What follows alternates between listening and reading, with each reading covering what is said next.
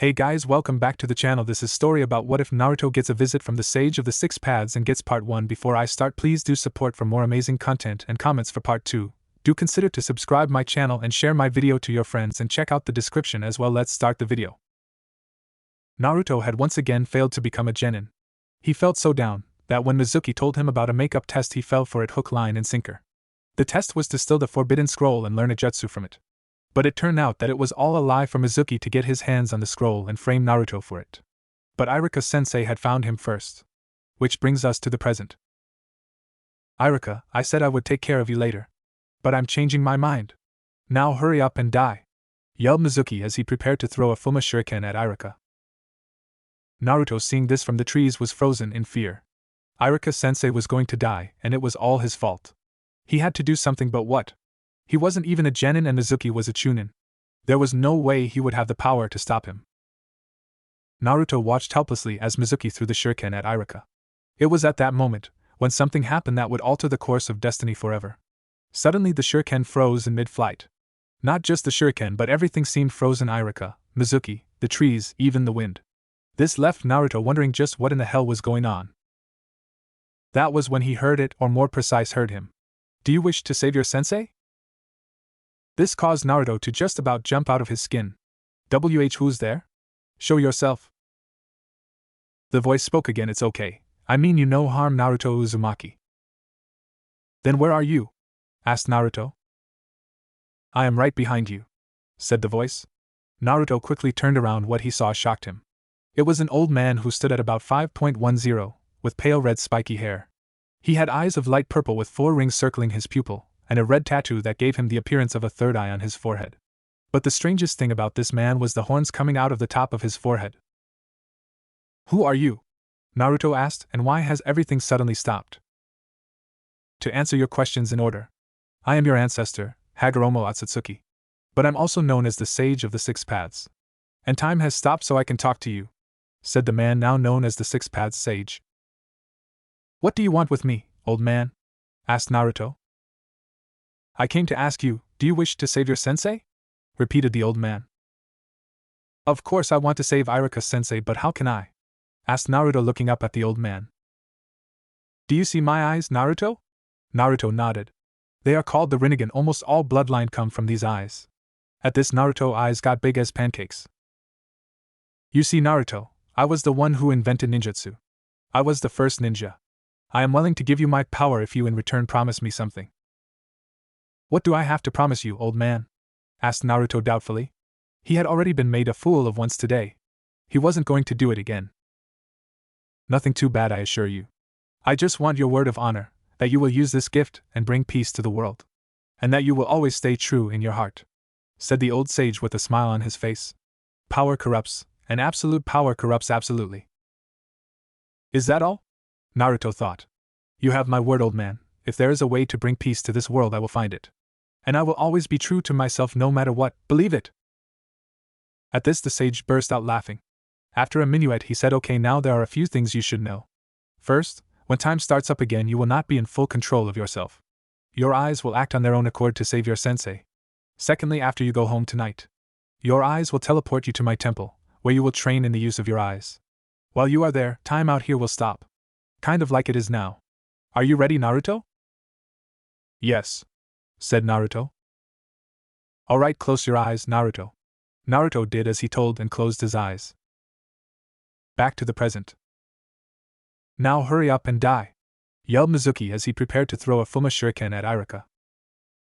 At that moment a few things happened all at once. The first was that Naruto jumped in front of Iruka, facing Mizuki. The second was that 2 shadow clones grabbed Mizuki from behind, keeping him in place. The third and final thing was Naruto saying 2 words. Shinra Tensei. The shuriken that was heading to end Iruka's life was now on a crash course with Mizuki's neck. Mizuki's last thought was how did dash before his head was no longer attached. Meanwhile, Iruka was too stunned to say anything. He had never seen a jutsu like that.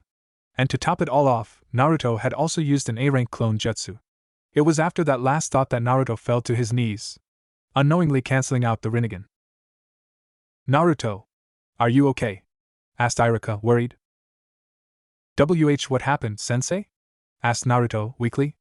Iruka was worried. Did Naruto suppress the memory? You don't remember Naruto?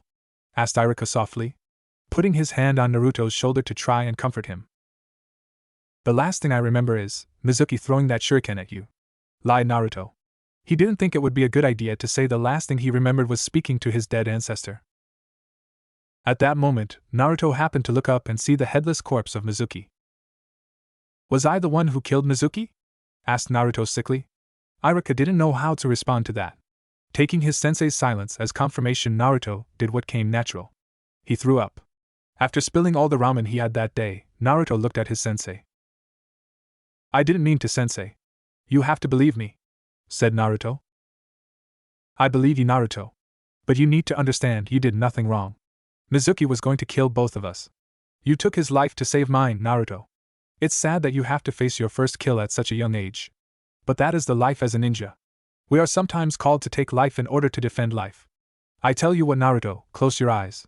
I got a surprise for you. Naruto, trusting his sensei, perhaps more than he ever trusted anyone, did as he was told. Iruka took his forehead protector from his head and tied it around Naruto's head. In shock, Naruto's eyes flew open. Congratulations, Naruto, you pass.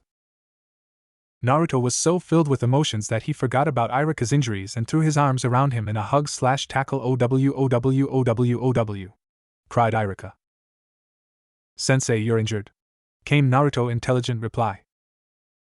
Break. Naruto was looking at his new eyes in the bathroom mirror. Man, was this trippy. With the Rinnegan active, he could see things in amazing detail. Sighing, he deactivated his Rinnegan one last time and went to his room to sit on his bed. He thought about his meeting with the Hokage. The old man had not been happy that he took the scroll. Plus, to make matters worse, he classified the sexy jutsu as a kenjutsu. Still though, he did mark tonight as Naruto's first B-rank mission with pay.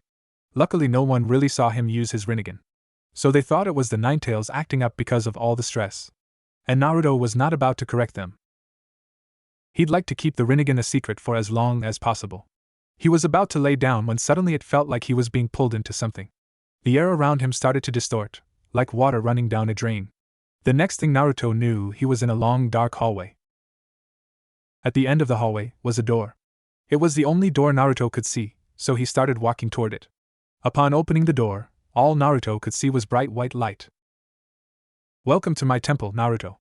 Or more specific, welcome to the Chamber of Time and Spirit, came the voice of Naruto's ancestor, the Sage of the Six Paths. Old man, said Naruto, his eyes adjusting to the light. Naruto looked around. What he saw made his jaw hit the floor. He was in what appeared to be a balcony of some type of house. Around the house, for as far as the eye could see, was white light. What is this place? Asked Naruto. This is where you are going to train, Naruto. While you are in this room, time has stopped moving on the outside world. For the next year you are going to train, said the old man. Are you going to be the one to train me? Asked Naruto. Not quite. You see, Naruto, this room acts as a gateway between this world and the next. So spirits such as myself can manifest as physical here. That being the case, you are going to have multiple senseis. Tobirama Senju, Izuna Uchiha, and Shursui Uchiha. Just to name a few. But the two that are going to train you the most will be here in a minute. And you better thank me, as I had to make a deal with the Shinigami to get one of them here. It was at that point that Naruto heard something that he never thought he would ever hear come from behind him. Naruto, my son! Hello, son! Turning to face the newcomers, Naruto saw a man and a woman. The woman had long red hair, fair skin, and purple eyes. While Naruto had never seen her before, he had to say, she was very beautiful. The man with her, however, Naruto would have recognized instantly, even if he had been a less than model student. With his spiky blonde hair and blue eyes, but what made Naruto recognize him was his long white haori with flames decorating the bottom. He was Minato Namikaze, Konoha's yellow flash, and the fourth Hokage. And Naruto's hero, the man he wanted to surpass the most. And he just called Naruto his son. Needless to say, Naruto didn't know how to react to that. Did he just call me his son? Thought Naruto. But how can that be? Surely if I was the son of a Hokage, the village wouldn't have always treated me like a leper. Did old man Hokage know? If so, then why did he lie to me? Why did he tell me he didn't know who my parents were? And who is the lady with him? Could she be my dash? It was at that point that the sage interrupted his thoughts. Ah, and here they are now. Naruto, allow me to introduce you to Kushina Uzumaki and Minato Namikaze. Your mother and father. Mother? She's my mother? Thought Naruto. Before he even knew what he was doing, Naruto was running right for her. Moem? Cried Naruto with tears of joy and sadness in his eyes. Kushina too had tears in her eyes as she took her son in her arms the first time in 12 years. Since that horrible night. Oh Naruto, I've missed you so much. Look at how much you've grown. My son, my beautiful son! Cried Kushina as she hugged her son. Meanwhile, Minato was watching this with a huge smile on his face, overjoyed to see his wife and son reunited at last. But inside he was also afraid. Would his son hate him? Minato wouldn't blame him if he did. Before he had time to contemplate this much further, he felt two small arms wrap around him. Dad! Cried Naruto. At that one word from Naruto, Minato Namikaze, the feared Yellow Flash, one of the strongest shinobi of his time, broke down. He never thought he would get to hear his son call him that. Grabbing his son up in a hug, Minato cried, unashamed of the tears in his eyes. Kushina soon joined them in the hug.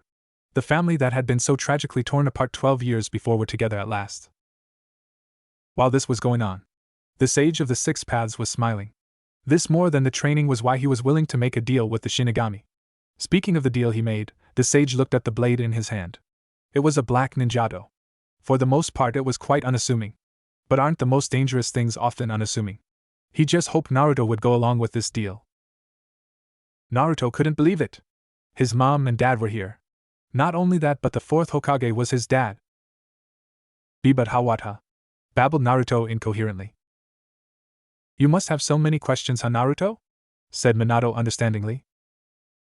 I guess it's time to tell him everything, huh, Minato? Asked Kushina.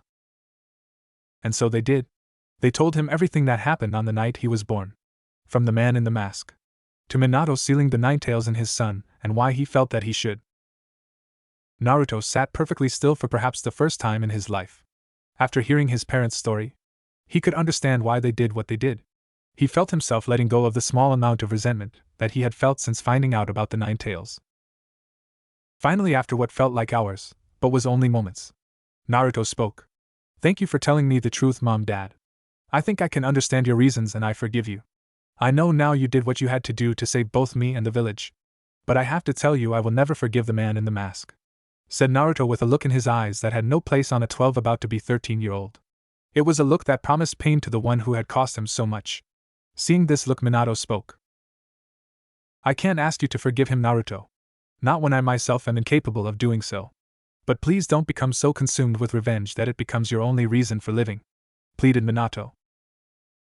Naruto looked at his father and smiled softly. Don't worry, Dad, it's not revenge I'm after, it's justice. That man has a lot of innocent blood on his hands, and I will see to it that he answers for his crimes, said Naruto with conviction in his voice. Alright, Naruto, I guess that's all we can ask for, said Minato. The sage was loath to interrupt, but they had a lot to do, and only a year to do it in. Kushina, why don't you go fix your son a meal? Me, Minato, and Naruto have something to do, then they will join you, said the sage. Kushina looked at him for a second, then agreed. She really didn't want to be away from her son right now, but knew whatever this was, it must be important. Hugging Naruto and giving Minato a kiss, she made her way into the house to cook a meal for her family. A thought that put a smile back on her face. Minato and Naruto faced the sage, wondering what it was they had to do. What's the deal, old man? Asked Naruto in his normal brash manner. I must admit I am most curious too, honorable sage, answered Minato with more respect than that of his son. The sage sighed. Well, as I said, I was forced to make a deal with the Shinigami for him to release you, Minato. Naruto, do you see this ninjato? Asked the sage. Naruto looked at the sword and nodded. What's so special about it, old man? Asked Naruto. Its name is Zanpakuto, or Soul Cutter. Its main ability is it can cut the soul of a person without harming the flesh. That's one of its abilities. We'll talk about the others later. But anyone killed with this sword will be sealed into the Shinigami the same as your dad was. That's the deal, you use this sword to kill the evil of this world and send them to the Shinigami, said the sage. Naruto gave it some thought. While he did not like the thought of taking lives, he knew it was a part of being a shinobi. And on the other hand, the sage did say the evil of the world, so he wouldn't be killing any innocents. Okay, old man, I'll do it as long as they are evil. I'll do it, said Naruto. The sage sighed in relief. If he had refused, the sage would have been the one in the Shinigami's belly. Okay, on to the next and last matter of the day. It's time we three visit an old friend of mine. Minato, take my hand, and Naruto, lift up your shirt, said the old sage. Naruto wasn't sure about the lift up the shirt part but did as he was told. That old man had better not be a pervert, thought Naruto with a frown. While holding on to Minato with one, the sage put his other on Naruto's seal. Naruto and Minato awoke in a sewer-like room. Where are we? Asked Naruto. Before the sage could answer, they heard a loud roar. Namikaze! Come here so I can kill you! Minato's sweat dropped and mumbled, "Oh great, just who I wanted to see." Naruto meanwhile had gone white. Kyuubi, thought Naruto. All the while the Kyuubi was still yelling. I'll eat you alive, shit you out, and light you on fire. How dare you seal me into this runt? I'll dash, and that was as far as he got before he was cut off by a voice he had not heard since he was a kid. Kurama! Hollered the sage. The Kyuubi, or Kurama as we now know him, was speechless. It couldn't be, the old man was dead. But it was him. Kurama would know that voice anywhere. After all, the sage was the closest thing to a father any of the 9 had. Old man, how? Stuttered the Kyuubi. It's okay, Kurama, I'm really here, for a short time at least, answered the sage. But how? Asked Kurama. The powers that be thought your host could use some help, said the sage wisely. Listen, Kurama, I don't have much time. I need you to help this boy. Do you remember the last words I spoke to you? Kurama nodded. I was referring to Naruto. It is very important that you help him, and in return you will get back what was taken from you when you were sealed in him, said the sage. You mean? Yes, you will have your Yin chakra returned to you, said the sage. Do you really believe he is the one? Asked Kurama. Yes, I do, said the sage confidently. Kurama stared at Naruto with an intense look in his eyes. Most normal men would have run from that look. But Naruto was never normal. He returned Kyuubi's look with one of his own. This made Kurama laugh. Ha ha! Well, he has guts, I'll give him that. Alright, I'll do as you ask, old man. Come here, runt. Naruto, swallowing his fear, walked to the sealed doors. Kurama stuck his fist out. Naruto bumped his fist with Kurama's. Alright, kid, form this point on we're partners, said Kurama. Partners, agreed Naruto with a smile. Good. Now give me back my chakra, yelled Kurama. The sage and Minato face palmed. Kurama would never change. Okay, Minato, I need to see your seal, said the sage. Minato did as he was told and showed the old man his seal. The sage put his hand on it, and the seal started to vanish. Suddenly Minato was encased in red chakra that jumped from him to Kurama. After it was complete, Naruto was stunned. If he had thought Kyuubi was big before, he was the size of the Hokage monument now. Damn, that felt good, said Kurama with a fox grin. Speak for yourself, answered Minato on his knees and panting. Well, we better get back before Kushina get upset, said the sage, causing Minato to go white in the face. Having been on the receiving end of the Uzumaki temper more than once. Seeing the look on Minato's face, Kurama burst out laughing. The last thing the father, son, and sage heard was, "Wahahahaha! Sucks to be you." It has been a month since the meeting with Kurama. It has also been both the happiest and the most exhausting month of Naruto's young life. It was happy, because for the first time in his life he got to experience some of what kids with parents got to experience. On the downside of that, he finally understood what Kiba and Shikamaru meant when they said mothers were scary. He found that out firsthand, the first morning of training. He had just gotten dressed and was heading for the door to start his day, when his mother stopped him. She had made breakfast for him and his dad. Sadly, as is often the case with Naruto, his mouth had jumped ahead of his brain. Flashback. Naruto, breakfast is ready. Kushina with a smile. His dad was already at the table drinking a cup of coffee. While Naruto would love to eat some more of his mom's cooking. After all, the supper she had made the night before was delicious. But Naruto wanted to get his training started. After all, the sooner he got to training, the sooner he could become Hokage. No thanks, Mom, I'll just grab some toast, said Naruto dismissively. Not really trying to be rude, just in a hurry to train. Apparently his mom did not cook for him not to eat. For right as he was turning around to leave, he felt a massive bloodlust that would have made Kurama run with all 9 tails tucked between his legs. Frozen in his tracks, Naruto heard the deceptively sweet voice of his mom. You wouldn't let all this food I made go to waste, would you, Naruto-kun? Said Kushina, in a falsely sweet voice. Turning around slowly, what Naruto saw would forever be tattooed on his brain. His mom's hair was waving behind her, like 9 tails of death, and the look in her eyes promised pain to whoever had upset her. Naruto could have sworn he saw the shadow of the Shinigami behind her. And of course his dad was nowhere to be found. Minato was not called the smartest shinobi of his time for nothing. Oh, of CC course, and not mom. I am suddenly starving, stuttered Naruto quickly. And just like that his mother was back to normal. Such a sweet boy, said his mom, smiling. At that point his dad walked back in the dining room and sat down at the table. Oh, where did you go, hun? Asked Kushina as she made Naruto's plate. Bathroom, said Minato a little too quickly. End flashback. Naruto shuddered as he remembered that event. After that he was always careful to stay on his mom's good side. Sadly, this also meant he could no longer wear what his mother called a kill me orange jumpsuit. He now wore clothes like his dad used to wear when he was a genin. Except Naruto's was black instead of white. The jacket had 3 stripes down each sleeve, since his mom wouldn't allow him to wear orange. He compromised by having the stripes yellow, red, and yellow. The color yellow was for him and his dad, and red for his mom. On the back of his jacket was a red Uzumaki swirl along with his clan patch on his right shoulder. His Hittite was now black also, not because he didn't like the one Irika gave him. He just didn't want something to happen to it. So he keep it in a safe spot so he would always have something of Irika-sensei.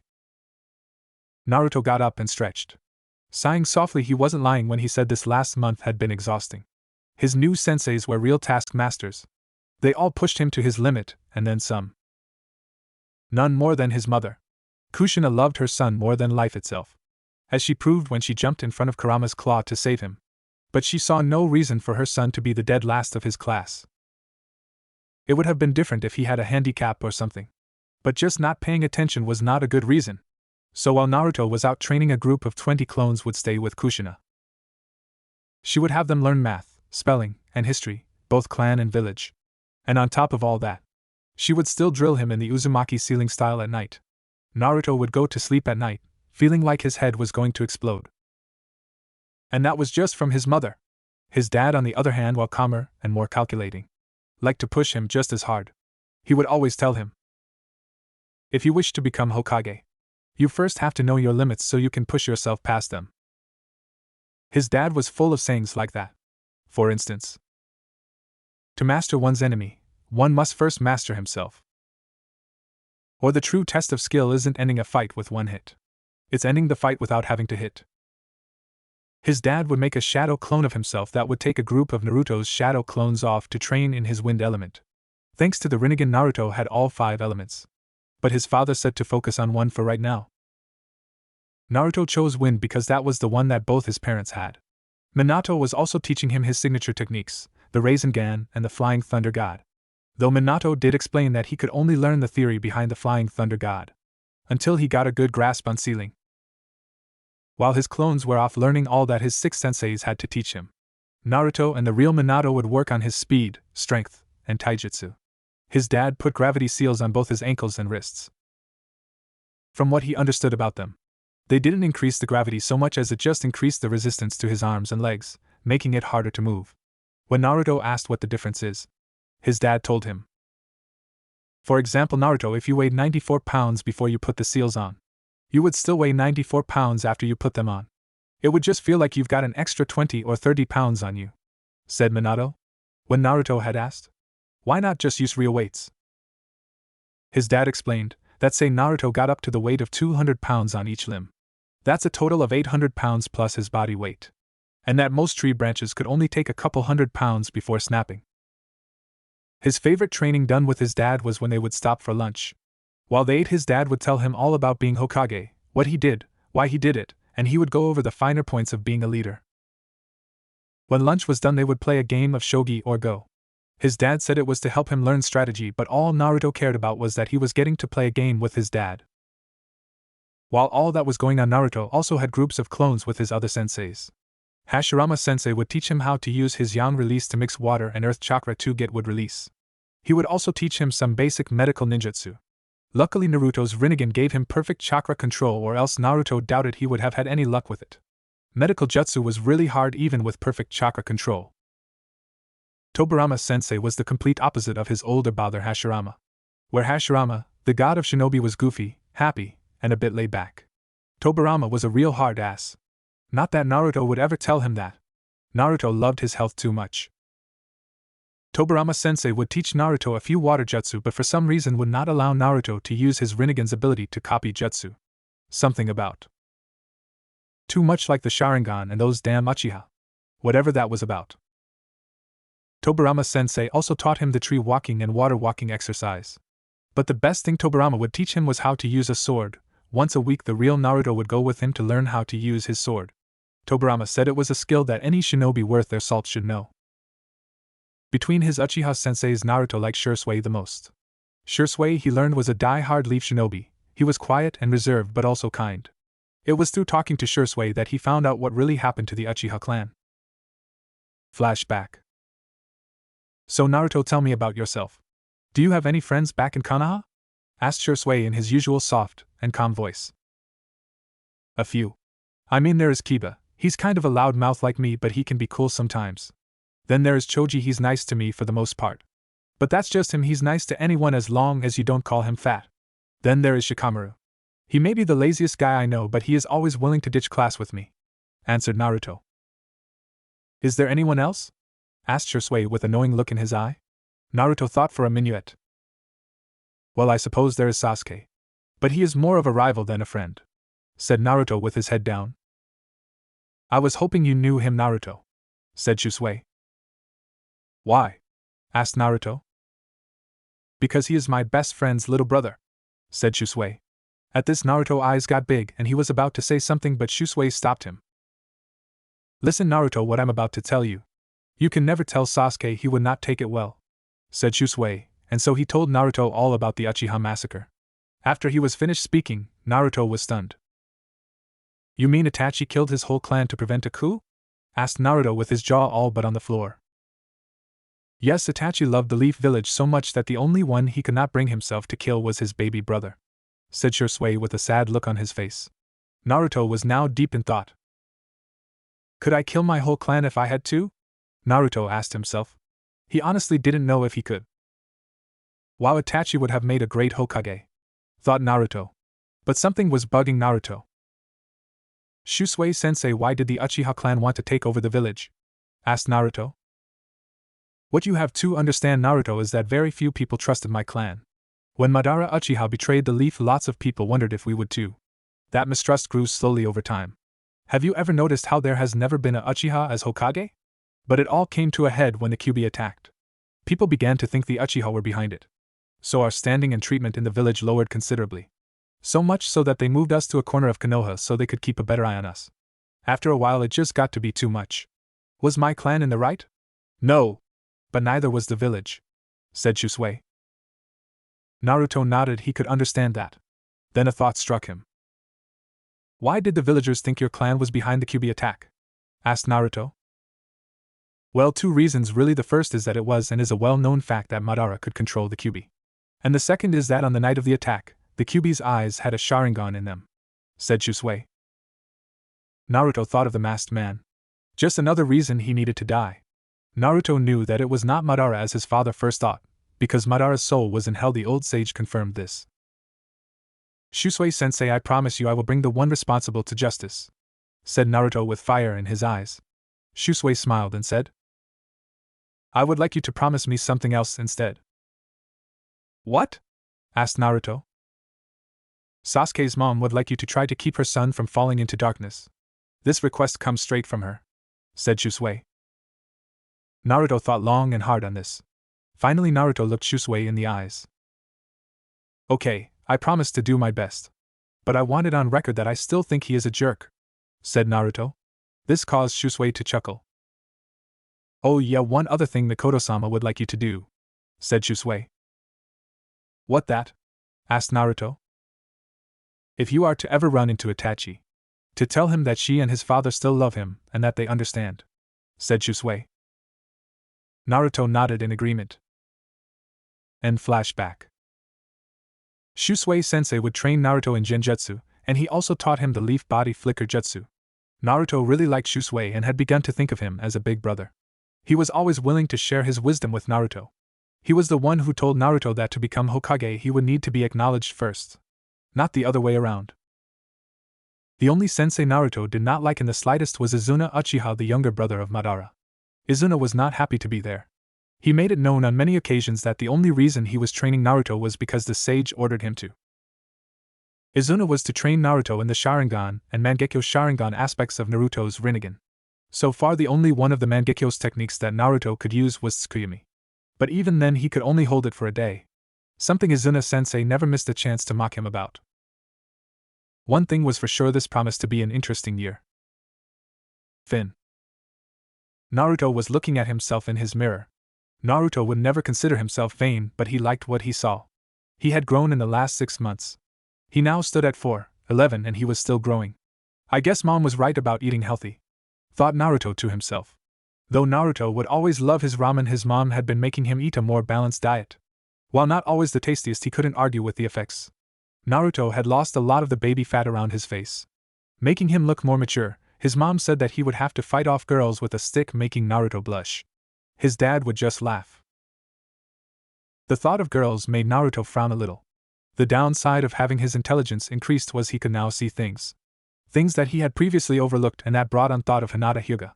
Before his transformation, so to speak, he had always thought that Hinata was dark, sickly, and just plain weird. Now, though he knew the truth, she wasn't weird.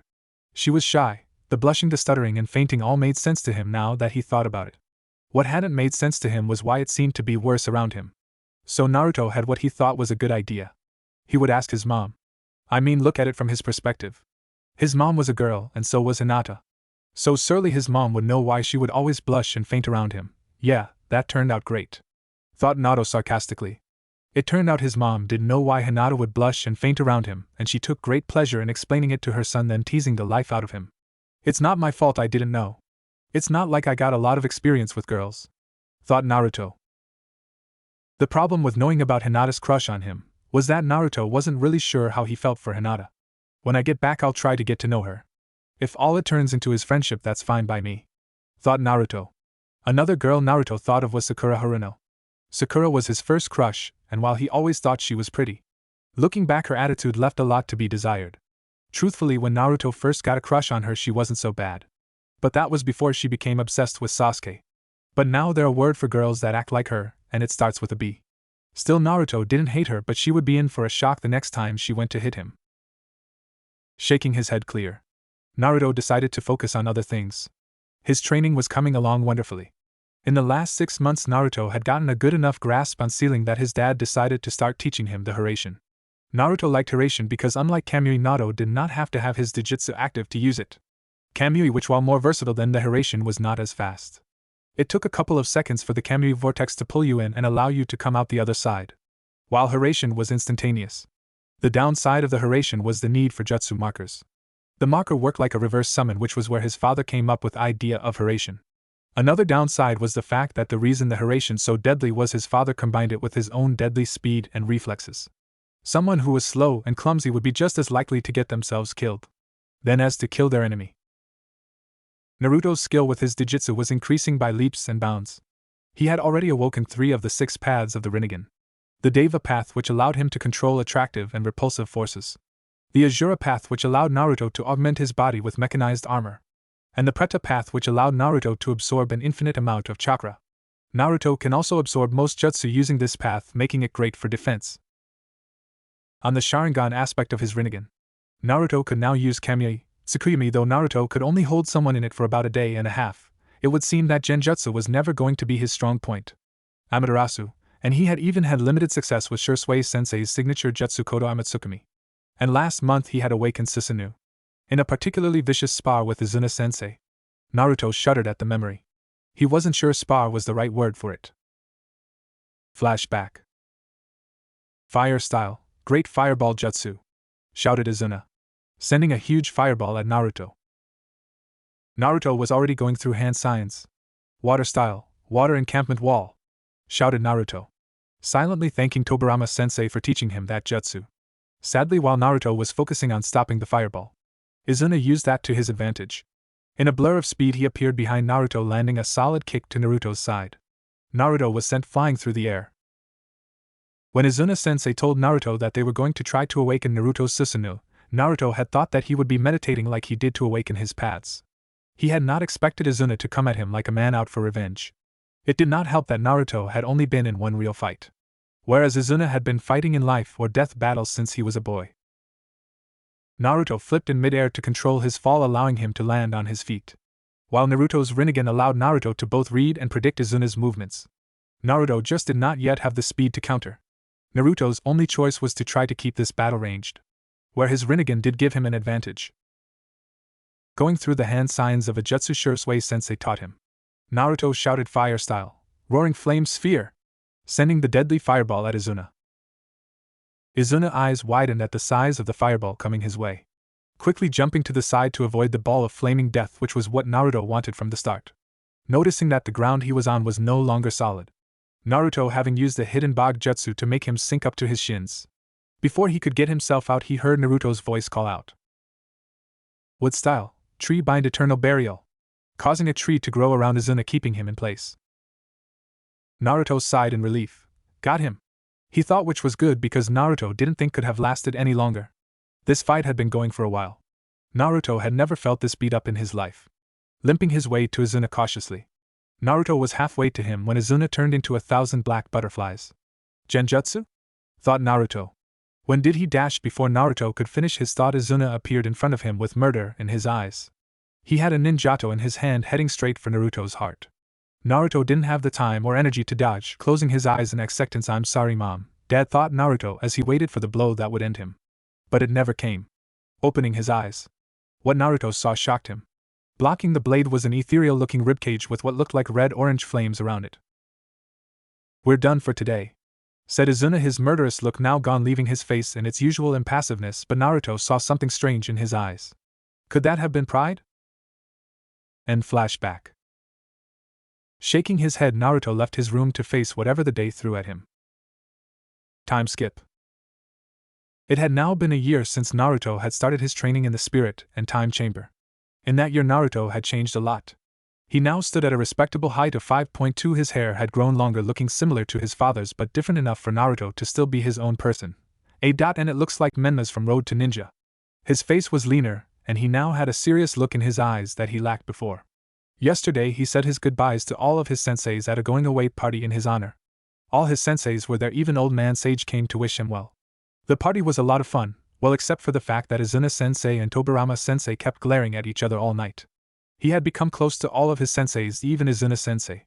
Once Naruto had gotten past the wall he had built around himself. He was actually a pretty good guy. Now there were only two left to say goodbye to, and these were the two he most didn't want to have to say goodbye to. His mother and father. Have you got all your things, son? Asked Minato with a sad look on his face. Yeah, Dad, I'm all packed, said Naruto, looking at the ground. Well, we better not keep your mother waiting, said Minato. Naruto followed his father out of the house to the door that would take him out of the chamber. His mother was waiting with tears in her eyes. Naruto walked over to his mom and gave her a hug. His own eyes started to tear up. I wish I didn't have to leave, said Naruto sadly. I know, Naruto, we wish the same. But you belong with the living, son, they need you. We will see each other again someday. Until then, just know that we love you and we always will. Now promise me you will take care of yourself, Naruto, said Kushina. Remember what you have learned, Naruto. Stay strong and achieve your dream. We know that you can, we believe in you, son, said Minato to his son. Naruto, hugging his parents one last time, said, I love you, Mom and Dad. I will make you guys proud of me, I promise, and I never go back on my word. We know, Naruto. And we are already so proud of you, said Minato. Oh yeah, Naruto, when you see your godfather, kick him in the nuts for me, said Kushina. Laughing, Naruto agreed. Tell his parents that he loved them one last time. Naruto walked out the door, back to his life and the start of a whole new adventure. Hiruzen Sarutobi, also known as the Professor, and the god of shinobi, sighed in frustration as he looked at the ninja registration photo of one Uzumaki Naruto. Retake it, said the third Hokage. What? But why? Demanded Naruto. Naruto had not done what he had originally wanted to do, which was paint his face in kabuki-style paint. So why was the old man making him retake his photo? Naruto, this form is used for ninja training and missions, so the photo on it needs to be accurate. Now drop the henge and retake it. shouted the third Hokage. But I'm not using a henge, old man, honest, said Naruto, thinking to himself that he should have saw this coming. Naruto, nobody changes that much in 4 days. If you're not using a henge, then explain how you grew over half a foot in so short of a time, said Hiruzen, suspicious. After all, Naruto was a well-known prankster. I don't know. It just kind of happened, lied Naruto smoothly. He had long ago perfected the art of lying his way out of trouble. He knew one day soon he would have to come clean to the old man. But right now Naruto just didn't want to have to deal with it. Look, if you don't believe me, just check for yourself, said Naruto. Sarutobi did as Naruto said, and was shocked to find that indeed Naruto was not using a henge. But how? Could it have been the fox? But why would the fox do something that Naruto could actually benefit from? Before he could contemplate this any further, his thoughts were interrupted by someone bellowing out. I've got you now, old man, yelled a little boy of about 8 years old, heading at Sarutobi in a dead sprint. Time, I'll defeat you, old man. Then I'll become the 5th Hokage. The boy never got to finish his sentence, as he promptly tripped over his own 2 feet, causing those in the room to facepalm. My grandson, another headache, thought Hiruzen. This is the 20th sneak attack today. Is this boy for real? Just who is this shrimp? Thought Naruto. At that point another voice was heard, belonging to a man dressed in all black with shades on his face. Honorable grandson, are you okay? Said the man. The boy, however, ignored him. Hey, who tripped me? Asked the boy, but when he saw Naruto, the boy put 2 and 2 together, and came up with 5. It was you, wasn't it? Why did you trip me? Demanded the boy. Naruto, getting upset, grabbed the boy by his scarf. You tripped over your own 2 feet, moron, snapped Naruto. Hey, you let go of the honorable grandson of the honorable 3rd Hokage, yelled the man in all black, causing Naruto to pause for a second. That stopped him, just like all the rest. Now that he knows who I am, he won't lay a finger on me, thought the boy smugly. What's wrong, tough guy? I thought you were going to hit me, afraid cause the 3rd Hokage is my granddad? Challenged the boy, not knowing just who he was challenging. I don't care if you're the grandson of Kami, you're still just a brat to me, yelled Naruto, hitting the boy on top of his head. This guy's different, thought the boy as he passed out. Naruto walked out of the room, leaving an exasperated Hokage and a scandalized Ebisu. Break. Naruto was walking down the street after leaving the academy, but sadly he was not alone. It would seem that he was being followed, and not very skillfully at that. Alright, punk, what's the deal? Why are you following me? Asked Naruto, finally having had enough.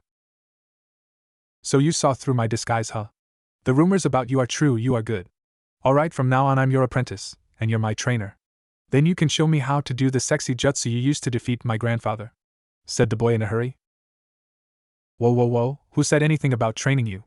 And why would I teach you the sexy jutsu? Asked Naruto, perplexed. Please, boss? You got to teach me the sexy jutsu, you just got to, begged the little boy, while using the dreaded puppy eyes jutsu, making Naruto feel a little sorry for him. Well, I suppose I could try to teach him the sexy jutsu. Who knows, it could turn out to be fun, plus it would really get under the old man's skin, thought Naruto with a mischievous glint in his eye. Making up his mind, Naruto said, alright, I'll teach you the sexy jutsu. But you got to promise me 2 things. What's that, boss? Asked the boy. One, that you will never, ever use the sexy jutsu around a female, especially if I'm anywhere close to you, said Naruto, deadly serious. Okay, what's the second thing? Asked the boy. At this, Naruto got an evil grin on face and said, that you'll use it to make your granddad's life hell. Deal, said the boy with a matching evil grin. Break. A few hours later found Naruto sitting with the boy in a clearing. The boy looked tired but pleased with himself. That was util. Naruto asked him something. So tell me something, why is it so important to you that you defeat your grandfather? Asked Naruto. Well, you see, my grandfather named me Konohamaru after the village, so you would think it would be an easy name to remember. But no one calls me Konohamaru, instead they call me Honorable Grandson. They call me that because nobody sees me, they just see my grandfather, the 3rd Hokage. That's why I have to defeat my grandfather and become the 5th Hokage. So people will know who I am, said Konohamaru with conviction in his voice. Naruto was deep and thought, he sounds a lot like I used to, but still that's not a very good reason to want to be Hokage. I'll have to tell him what I was told. Finally Naruto spoke. I understand how you feel more than you know. I have to tell you though, Your reason for wanting to be Hokage is completely stupid," said Naruto non-gently. "What?" shouted Konohamaru. "I used to think the same as you. I wanted to be Hokage because I wanted people to acknowledge me. To stop looking at me with those cold eyes. But someone once told me something that you need to hear," said Naruto. "What's that?" asked Konohamaru. "That people don't become Hokage to be acknowledged. It's the people who are acknowledged that become Hokage," said Naruto. Looking at Konohamaru in the eyes, Naruto continued speaking. "You see, Konohamaru, I no longer want to be Hokage to get acknowledgement from the village. I want to become Hokage because I truly believe that I can make a difference, and to fulfill a promise I made to an old man," finished Naruto. Before Konohamaru could respond, a voice called out. "There you are, honorable grandson, I've come to take you away from this filth," said the same man from before, giving Naruto an icy glare. "Come along, honorable grandson. I will take you home now," said the man, dragging Konohamaru away by the scarf. "No, I want to stay and find out how to become Hokage," yelled Konohamaru, fighting to stay with Naruto. "If you wish to become Hokage, then your time would be better spent with me. I can show you all the shortcuts," said Ebisu. Konohamaru finally broke away from Ebisu. "You never listened to me. Sexy jutsu," said Konohamaru, disappearing in a cloud of smoke. When the smoke cleared, it revealed an 18-year-old attractive female with only steam covering her private parts. "What do you think of my new jutsu?" she asked. "What kind of jutsu is that? Naruto is turning you into delinquent," screamed Ebisu. It didn't work," said Konohamaru after dispelling the jutsu. "Honorable grandson, I demand that you come with me and stop this foolishness at once," said Ebisu. Naruto, finally having enough, stepped forward. "Shadow Clone Jutsu!" yelled Naruto, now surrounded by 20 clones. Ebisu, seeing this, said, "I'm not impressed. I'm a jounin, an elite. I'm far above some lightweight like Mizuki. Watch how a real ninja defeats an upstart," finished Ebisu pompously. All at once, the clones yelled out, "Sexy Jutsu!" turning into 20 Narukos. "I told you already I am above such tactics. You will have to do better than that to take me down." "I am an elite!" yelled Ebisu. It was at that moment that the real Naruto burst out of the ground, landing a solid uppercut to Ebisu's chin, the clones only having been a diversion. Ebisu was sent flying back into unconsciousness. "Yeah, you're an elite alright, and yet you still got knocked the hell out," said Naruto coldly. "Wow, boss, you did it!" yelled Konohamaru with no small amount of hero worship in his voice.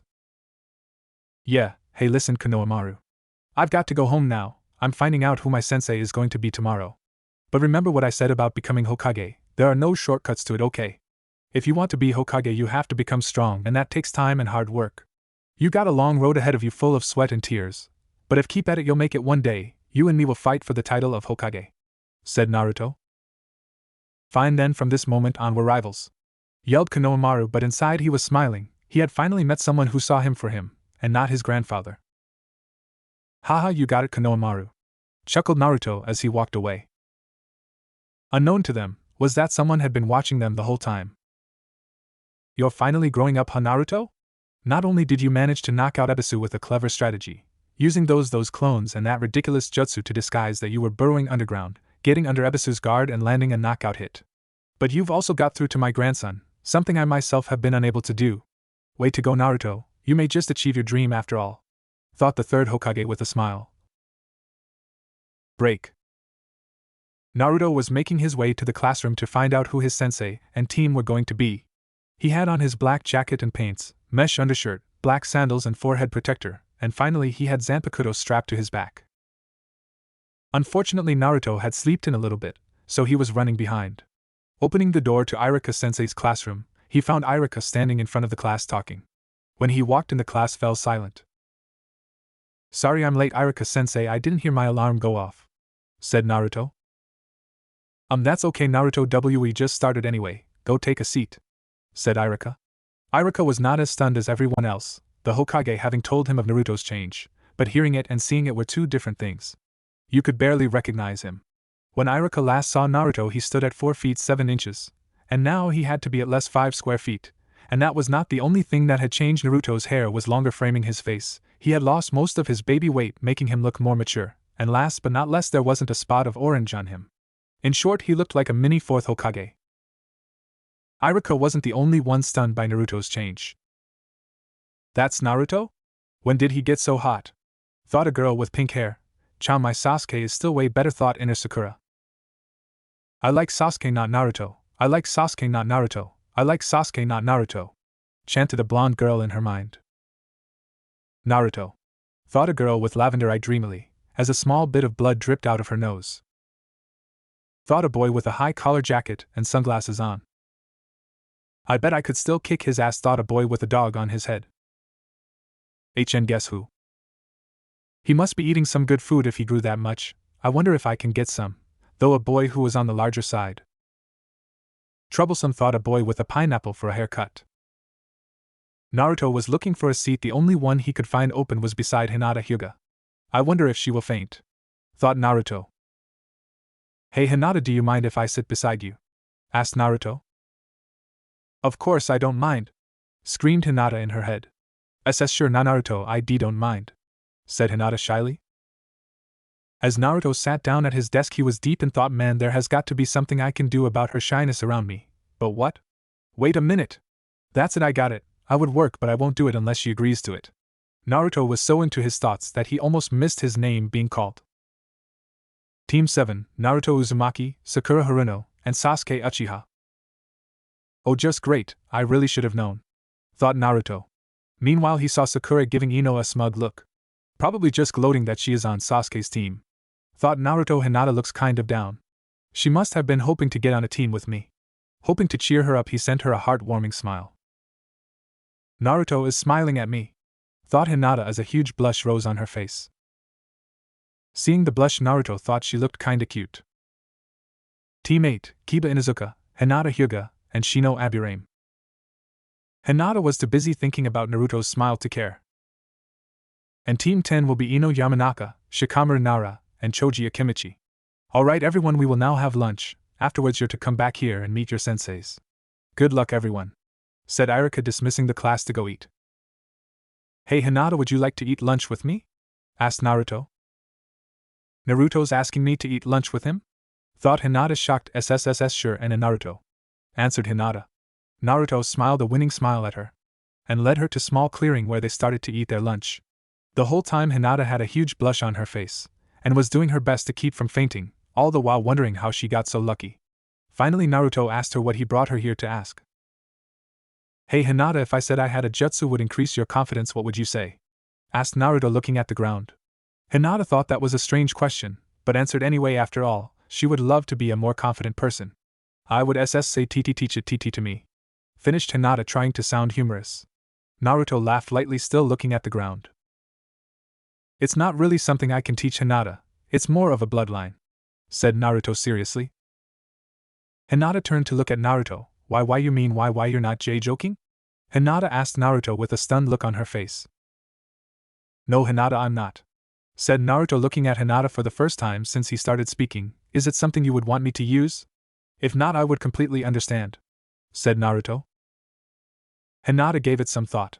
She thought about Clan looking down of her, her dad giving up on her. She thought about the time Naruto had to save her from the bullies, about how he had gotten beat up over it. And lastly, she thought about her feelings for Naruto, feelings she was never able to bring herself to make known to him. Finally, she looked at him in the eye with all the determination she could muster, and said, why yes Naruto, do it. Naruto sighed. Okay Hinata, what you're about to see is a secret, so please don't ever tell anyone. With that said, Naruto activated his Rinnegan. Hinata was shocked, she had never seen anything like it. It's called the Rinnegan, and what I am about to do is called Kodo Amatsukami. I want you to know I would never use this on you without your permission, said Naruto as he began to explain how Kodo Amatsukami works to Hinata. Break. Naruto had spent a lot of the time passing notes with Hinata and laughing, since coming back to the classroom, at least until Hinata's sensei had come to get her and her team. That had been hours ago, and still no sign of their sensei. Naruto was starting to get a bad feeling about who it was, due to something his dad had said about his student Kakashi. As if to confirm his theory, said man stuck his head in the door. My first impression of you is you're boring, said Kakashi with a nice smile, causing his students to sweat drop. Meet me on the roof in 5 minutes. Before disappearing in a swirl of leaves. Naruto, wanting to show off a little bit, did the same, appearing right in front of Kakashi. So he knows the body flicker. I wonder what else he can do. thought Kakashi. A few minutes later, Sasuke and Sakura showed up glaring at Naruto. Having a seat on a bench facing Kakashi, Kakashi asked them to introduce themselves. Why don't you go first, sensei? Said Sakura. Okay, my name Kakashi Hatake. My likes are none of your business, my dislikes are nothing, my dreams for the future are well, I have lots of hobbies. All we learned was his name. Was the thought going trough all three genin. Okay, now why don't you go, Blondie? Said Kakashi. My name is Naruto Uzumaki, my likes are my precious people and ramen, my dislikes are people who abandon their friends, my hobbies include training and gardening, my dream for the future is to become Hokage and to bring peace to the shinobi world. Finished Naruto. Interesting, thought Kakashi. Alright, you next, Pinky. And Sakura's and Sasuke's are the same as the manga. So a fangirl, an avenger, and an enigma, thought Kakashi. Okay, met me at Training Ground 7 at 5 a.m. tomorrow morning. For our first mission, said Kakashi. What type of mission is it, sensei? Asked Sakura. Well, you're not going to like this, but your first mission is a survival test, said Kakashi, laughing. But sensei, we already did survival training in the academy, said Sakura, confused. Yeah, this is the part you're not going to like. You see, of the 27 graduates that came here, only 9 will actually become genin. The other 18 will be sent back to the academy for further training. In other words, this is a make it or break it, pass or fail exam with at least a 66% chance of failing, said Kakashi, shocking all 3 of his students. Remember 5A.M. Training Ground 7. Oh yeah, one last thing, I would skip breakfast if I were you guys, or else you'll throw up, said Kakashi before he body flickered away, leaving his students deep in thought. I won't be separated from Sasuke, this is a test of love, thought Sakura. I won't fail, I will pass and become stronger to avenge my clan, thought Sasuke. Don't eat breakfast, what kind of advice is that? Thought Naruto. Naruto awoke feeling irritable. Looking at his alarm, he saw it was only 3:30 a.m. Naruto hated getting up early. His dad had told him all about his students, how after the death of Obito, Kakashi started coming late to everything except missions. But Naruto was giving him this one chance. If he didn't show up on time today, Naruto would not be waiting for him again. Making his way to his shower, as he started to run the water, he thought of yesterday. Maybe it wasn't right to use Kodohama Tsukumi on Hinata. But Hinata needed a confidence boost, and Naruto was afraid her low confidence would cost her on the battlefield. Plus, Naruto had told her what Kodohama Tsukumi was. As Naruto stepped into the shower, he remembered the talk he had with Hinata. Flashback.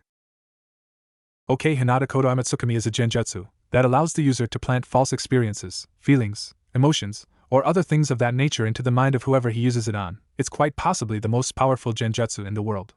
The reason I'm telling you this is to let you know that all I'm going to do is give you a little more confidence that you would have eventually gotten on your own. We're just going to be speeding things up a little, said Naruto. Do you really think I would have become a C confident PP person on my own? Asked Hinata, blushing as she spoke. Yes, I do, you're a great person, Hinata, you just have to see it for yourself, answered Naruto, making Hinata blush. Naruto thinks that I'm a great person. Don't faint, don't faint, don't faint, thought Hinata as she tried and failed to fight the blush that his words had caused. Okay, Hinata, when you're ready, just look in my eyes, and we can begin, said Naruto. Hinata was nervous, but swallowed her fear and looked into Naruto's Dijitsu. Suddenly she felt different, but at the same time she still felt like herself. It was like she could now see her own self-worth. She could see how she was a good person, kind-hearted, with talents that she never before let herself see. How do you feel, Hinata? Asked Naruto, hoping it worked. It's strange, Naruto. I feel different, but the same. I don't know how to describe it, said Hinata, deep in thought. It was then she realized she had said all that without one stutter. I didn't stutter. I didn't stutter, it worked, thought Hinata, ecstatic. Naruto, it worked. I feel like a whole new person. Thank you, thank you, thank you, yelled Hinata happily. Hinata, that's great, exclaimed Naruto without thinking. He hugged her and stared, spinning her around. Hugging him back, Hinata laughed joyously as he span her in the air. Then all at once, they both realized what they were doing. Setting her down, Naruto and Hinata both backed away quickly, with matching blushes on their faces. Yeah, that's great, mumbled Naruto while looking away. Yeah, thanks, Naruto, replied Hinata, cursing her own embarrassment, as she too looked away. Naruto had hoped to put this talk off until later. But after that hug, they need to go ahead and face the elephant in the room. So mustering his courage, Naruto spoke. Hinata, can I ask you something? Asked Naruto, scratching the back of his head, a nervous habit he hadn't been able to kick. Oh, okay, Naruto, said Hinata, kind of nervous. She had a feeling she wasn't going to like what he was about to ask her. Hinata, how do you feel for me? Asked Naruto, looking at the ground. Poor Hinata's eyes grew wide, as an old familiar blush crept its way up her face. Why would he ask me that? Does he know? No. He can't know, no one does. I never told anyone. I think I might already know, but I want to hear it from you, continued Naruto, unaware of Hinata's internal debate. Oh my Kami, he does know! But how? Thought Hinata, quite panicked by where this talk was heading. Deciding it would be best to take the bull by the horns and hope for the best, Hinata finally spoke. I've admired you since I first saw you, Naruto. I admired that no matter how bad things got for you, you would always keep your head up and smile, even though I know you must have wanted to, you never gave up, said Hinata, growing bolder with each word she spoke. Then came the day that you saved me from those bullies. Even though you were outnumbered, you still stood up to them for me, someone you didn't even know. I think that was the day my feelings for you shifted from admiration to something else, something stronger, said Hinata with fire in her voice. You asked me how I feel for you. Well, the truth is that I like you, Naruto, maybe even love you, finished Hinata, feeling lighter, as if by that one admission a weight had been lifted. Naruto was beyond shocked at this point. He had known that Hinata had a crush on him, but he had never suspected that she had felt that strongly about him. But how do I feel about her? Naruto asked himself. Naruto knew that Hinata was sweet, kind, and if he was honest, very pretty. But other than that, he knew nothing about her. What were her likes, what her favorite food was, or what hobbies she had, what she hoped to accomplish in life. He knew none of these things, so would it be fair to her, or himself for that matter, to start a relationship with her, without really knowing her? No, Naruto didn't think it would be. But Naruto could be her friend, and if something more were to come of that down the road, well, who was he to complain? Listen, Hinata, thank you for being so honest with me. I have to say I'm a little shocked that you feel that strongly about me. But to tell you the truth, I don't really know you well enough to date you. But if you would let me, I would like to get to know you. So could we maybe start out as friends and go from there? Finished Naruto hopefully. Hinata, whose heart had steadily been sinking throughout Naruto's speech, suddenly felt it jump back into her chest. Naruto hadn't been rejecting her as she had first thought, he just wanted to take things slow. And that she could definitely handle.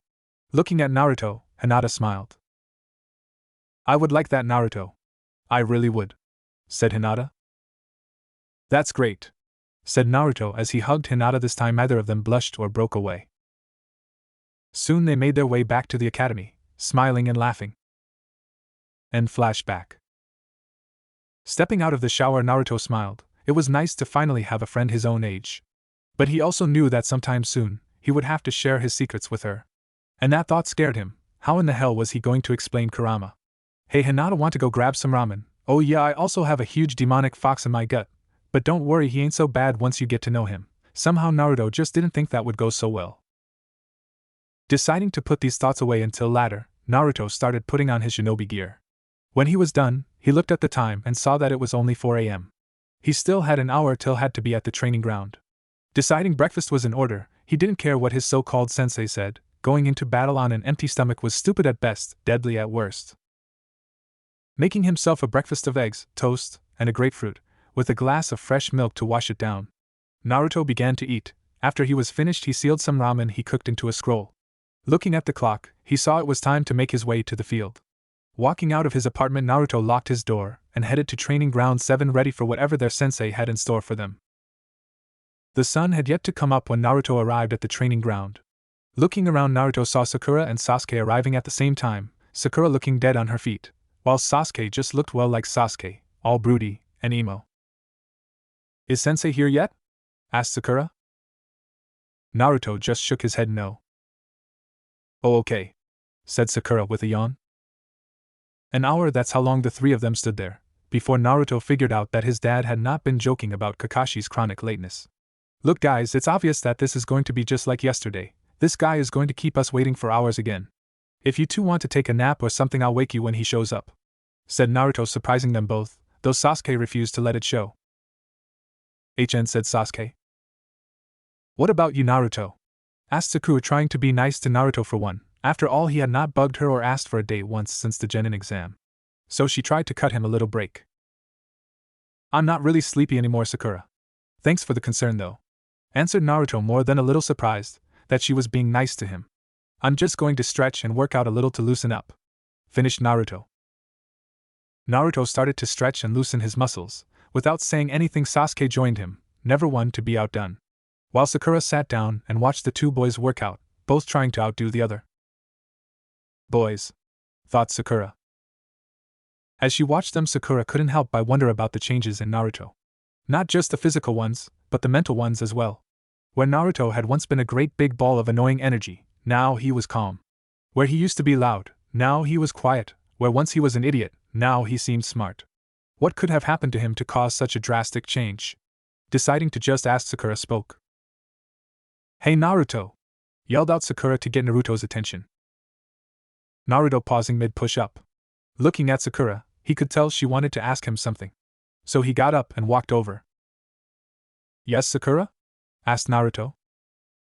Naruto, I was wondering, why do you seem so different? I mean, you're taller, calmer, it's almost like you're a whole new person, said Sakura. Naruto, aware that Sasuke was also listening in, didn't quite know how to answer that, so he just shrugged and said, Puberty? Answered / asked Naruto, making Sakura blush to the roots of her hair. Just forget I ever asked, Naruto, said Sakura, mortified that she asked. Shrugging again, Naruto went back to his competition with Sasuke. Deciding to take a nap, Sakura leaned against a tree and closed her eyes. After finishing the workout, Naruto and Sasuke woke up Sakura. By this time, the sun was starting to get high in the sky. Where is he? Asked Sakura, getting upset. Right here, said Kakashi, appearing in front of them. You're late, yelled Sakura. Well, you see, a black cat crossed my path, so I had to find alternate route, lied Kakashi happily. Liar, thought all three of them. Seeing his students glare at him, Kakashi thought he better change the subject. Alright, let's get started, said Kakashi, pulling an alarm out of nowhere.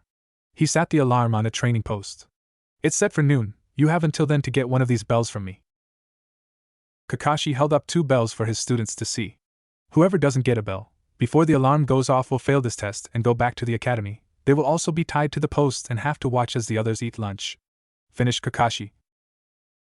So that's why he told us not to eat breakfast, thought Sasuke and Sakura, as both of their stomachs growled. Glad I ate breakfast, said Naruto. Everyone looked at him incredulously. Why did you disregard my order not to eat, Naruto? Asked Kakashi, sounding like he was upset. Because you didn't order us not to eat, you advised us not to eat, and I don't take bad advice, so I ate. Besides, it's foolish to go into battle on an empty stomach, said Naruto, like it was the most obvious answer in the world. So he figured that out, huh? But how will he handle the test? Thought Kakashi. How did the dobe figure that out when I myself didn't? Sasuke asked himself, not quite sure how to take this. Did Naruto just use logic? Since when does Naruto use logic? Thought Sakura, stunned. Inner Sakura was just as stumped. Shaking her head clear at Sakura, noticed something. Hey sensei, how come there are only 2 bells? Asked Sakura. Noticed that, have you? It's so one of you fails no matter what, said Kakashi in an evil kind of voice, shocking all 3 genin. I won't fail. I won't go back to the academy. I have to avenge my clan, thought Sasuke fiercely. I can't fail. If I fail, then I won't get to be with Sasuke, thought Sakura in a panic. Cha! We'll get a bell no matter who we have to destroy, yelled inner Sakura. Naruto, however, was deep in thought. His dad had once told him that a shinobi must always look underneath the underneath. And this smelled fishy. This doesn't sound right. Why would they put us in a team of 3 if one of us doesn't have a hope of passing? It makes no sense. It's almost like he is trying to pit us against each other. But why would he purposely pit us against one another? Unless, of course, that's it, a test hidden within the test. He wants us to work as a team, despite the fact that one of us will still fail, thought Naruto. One more thing before we start, come at me with intent to kill. Otherwise you will lose, said Kakashi seriously. But sensei, what if you get hurt? Questioned Sakura. Oh, don't worry about me, somehow I think I will be fine, answered Kakashi in a bored manner. Alright, ready? Begin, said Kakashi, as all three genin disappeared. A shinobi must be able to move and hide undetected, thought Kakashi as he looked around for any sign of his students. Well, they got that down at least. I wonder if I got time to read a chapter, thought Kakashi as he pulled out a signed copy of Aika Aika. Letting out a perverted giggle, Kakashi went about his way, unaware that up in a tree a beetle just puffed out of existence. Back with Naruto. Naruto was looking for his teammates when he received his clone's memories. Naruto smiled a truly evil smile as he remembered something his parents said. Mini flashback. Naruto, his mom, and his dad were sitting around the kitchen table talking. His dad was talking about his top student Kakashi Hatake. It's sad, but after Rin and Obito died, Kakashi changed. He took on a more Obito-like personality, always showing up late to everything that wasn't a mission, coming up with bad excuses for being late. Even before his father could finish what he was saying, he was interrupted by his wife. Became hopelessly addicted to that smut, your sensei writes, Minato-kun, Kushina said mischievously. And mini flashback. Naruto had an idea. Now if only he could find his teammates. As if to answer his problem, he heard a shrill scream that could only belong to Sakura. It looked like Kakashi found her first. A few minuets earlier was Sakura. I have to find my Sasuke. I won't let Kakashi get him. I won't, thought Sakura as she ran through the forest. Spotting Kakashi in a clearing, she stopped. Good, he didn't see me, she thought. Sakura, behind you, came a voice from behind. Turning around, Sakura came face to face with Kakashi. Suddenly her world went dark as leaves swirled around her. When she came to, she began to look around when she heard a noise. Hello, is someone there? She asked in a scared voice. Sakura help me, came Sasuke's voice from the side. Turning in the direction of his voice, what she saw was something out of her worst nightmares. Sasuke was bloody all over, he had kunai and shuriken stuck all in his body, and it looked like both his legs had been broken. Facing the sight before her, Sakura did the most logical thing she could think of, she screamed and fainted. Kakashi, watching this, thought to himself, maybe I overdid it a little? Oh well, she needs to learn to see through these things. Kakashi was heading to find one of his other students when he was attacked by shuriken.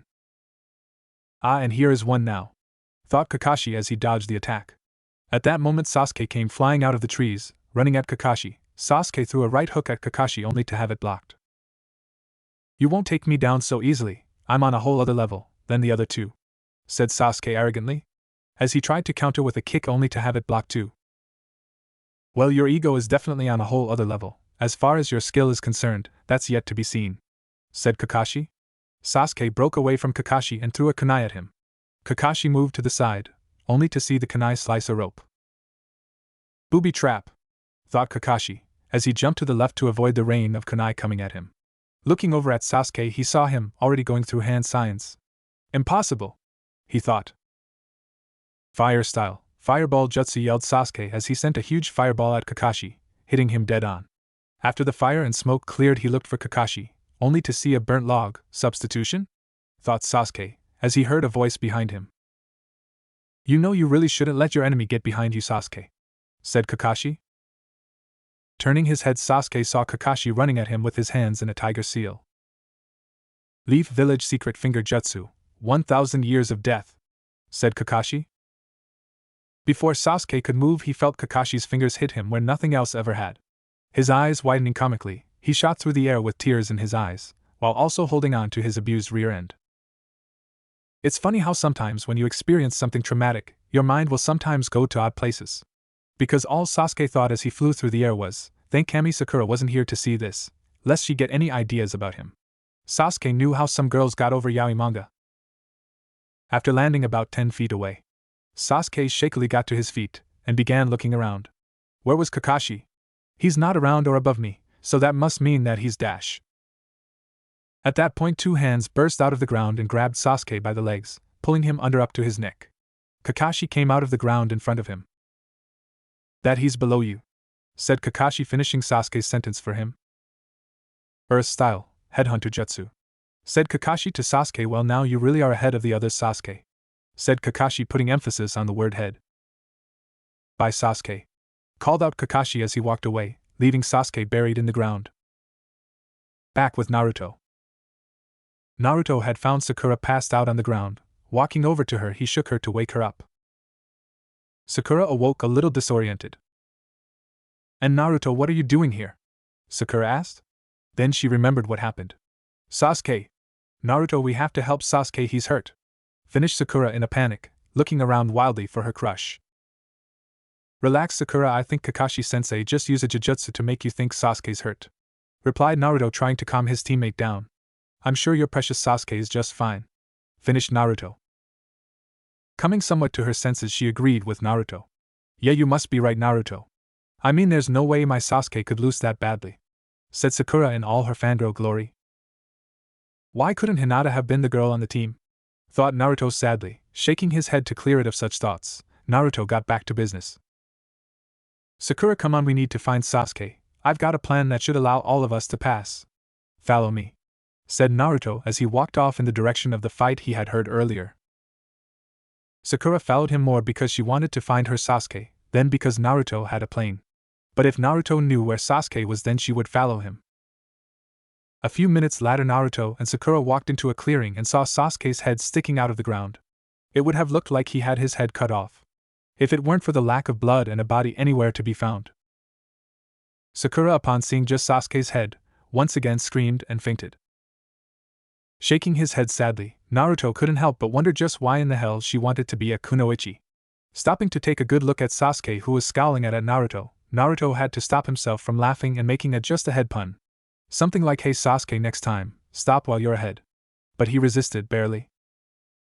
Would you like some help? Naruto asked. I don't need yours or anyone's help, snapped Sasuke. Okay, be that way, but I should tell you, we only have about 40 more minutes to get the bells and you don't look anywhere close to getting out of there, said Naruto evenly. Fine, help me out, grumbled Sasuke quietly.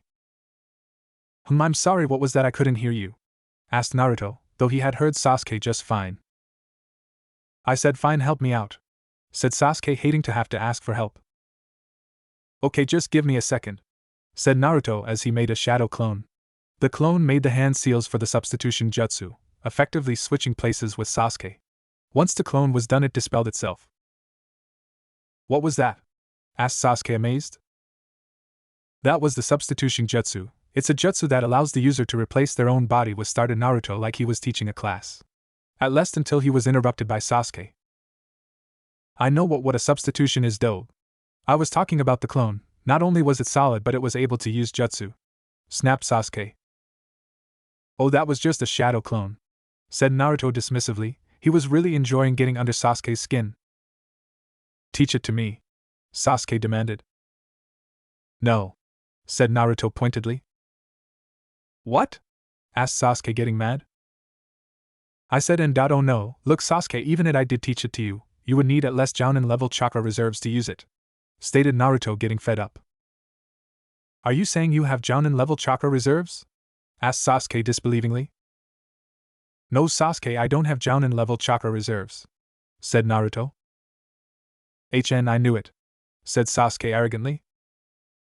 I have Kage level chakra reserves, said Naruto, stunning Sasuke. If you don't believe me, just ask the Hokage. Luckily Naruto was spared Sasuke's retort by Sakura waking up. Sasuke. Oh, thank Kami you're okay, squealed Sakura. Was his reply. Okay guys, listen, I have a plan that should allow all of us to pass this test, said Naruto. I don't need or want your help though, said Sasuke. Yeah. Sasuke-kun doesn't need your help, idiot, yelled Sasuke's #1 fan, in the hope of getting Sasuke's approval. There was the Sakura we all love to hate. And of course Sasuke just ignored her.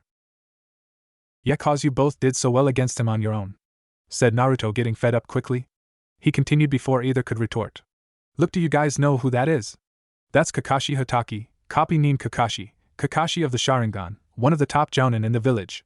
The man was trained by the 4th Hokage, for crying out loud. Do you really think any of us stand a chance on our own? Said Naruto, getting both their attention, especially Sasuke's. What do you mean, Kakashi of the Sharingan? Asked Sasuke. What do you think he keeps hidden under that Hatake? Said Naruto, making Sasuke's eyes go wide. If he has the Sharingan, then Naruto is right, we don't stand a chance, said Sasuke. Glad to see you agree, said Naruto with a slight smile. So then what are we going to do? asked Sakura. Look, I don't think the bells really matter. I mean, think about it. Why would they put us in a team of 3, if they knew one of us was going to fail no matter what? They would have just made a 2-man team. And if that's the case, then why only 2 bell? Asked Naruto. To make us fight one another, said Sakura, slowly catching on. But why, what's the point? She asked. To make us miss the true meaning of the test, said Naruto. But what is the true meaning of the test? Asked Sakura. Teamwork, said Sasuke, catching on. The test is about teamwork. Right. The bells were just a red herring, to keep us from seeing the truth, said Naruto, glad they were getting it. So all we have to do to pass is work as a team, said Sasuke. But what if we are wrong? What then? Asked Sakura. That's where my plan comes in, said Naruto. And what is your plan? Asked Sasuke. Kakashi brought something with him today, something that he values as much as his own life, something that has no place on a battlefield, something that he wouldn't expect us to go after, said Naruto with an evil grin. Suddenly a memory of Kakashi putting a little book away as Sasuke fought him popped into Sasuke's head, as he too got an evil grin to match Naruto's. Let's do it, said Sasuke as he was looking forward to his revenge for Kakashi's little ass poke. Kakashi was back at the training logs. Time was just about up. Looks like another group of genin is going back to the academy, said Kakashi sadly. He had hoped this would be the group that finally made it. Suddenly Kakashi's danger sense went off. Jumped to the left as Kunai came flying at him. Spotting Sakura, he was about to go after her, when he heard another of his students yell out. Fire style, fireball jutsu, yelled Sasuke.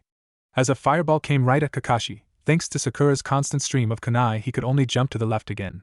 He was about to start going hand signs when the rock behind him burst into smoke and one Uzumaki Naruto came flying out of it.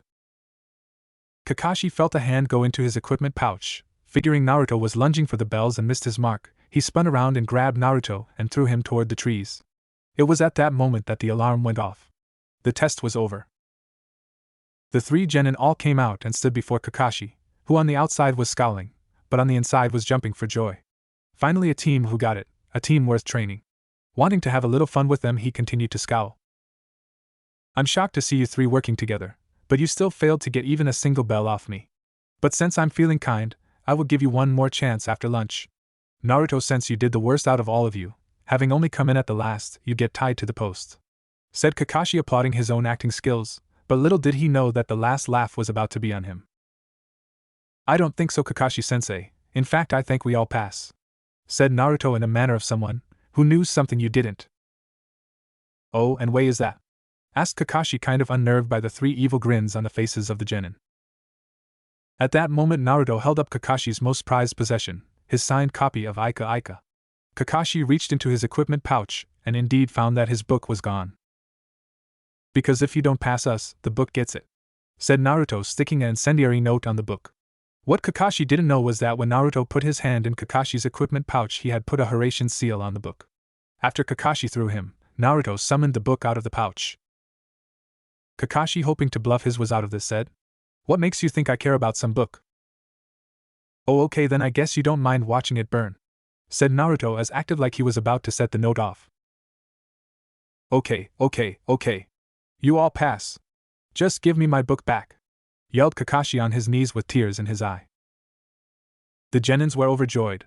They were real ninja now, and Kakashi was overjoyed to have his book back. After checking it for damage, he stood up and said, Alright team, meet me here tomorrow for training and our first team mission. With that he left in a swirl of leaves. Leaving the genins to eat their lunches, Naruto the ramen he brought, and Sasuke and Sakura from the bento boxes Kakashi had brought. After eating for a few minuets, Naruto had a thought. Hey Sasuke, let me ask you something. Why didn't you use your Sharingan when you were fighting Kakashi? Asked Naruto, curious. Sasuke just mumbled something. What was that? I didn't hear you, asked Naruto. I said because I haven't awoken it yet, though, Sasuke snapped. That didn't sound right to Naruto. Sure, Sui-sensei had once told Naruto that what awakened the Sharingan was the feeling of loss, and few had lost more than Sasuke.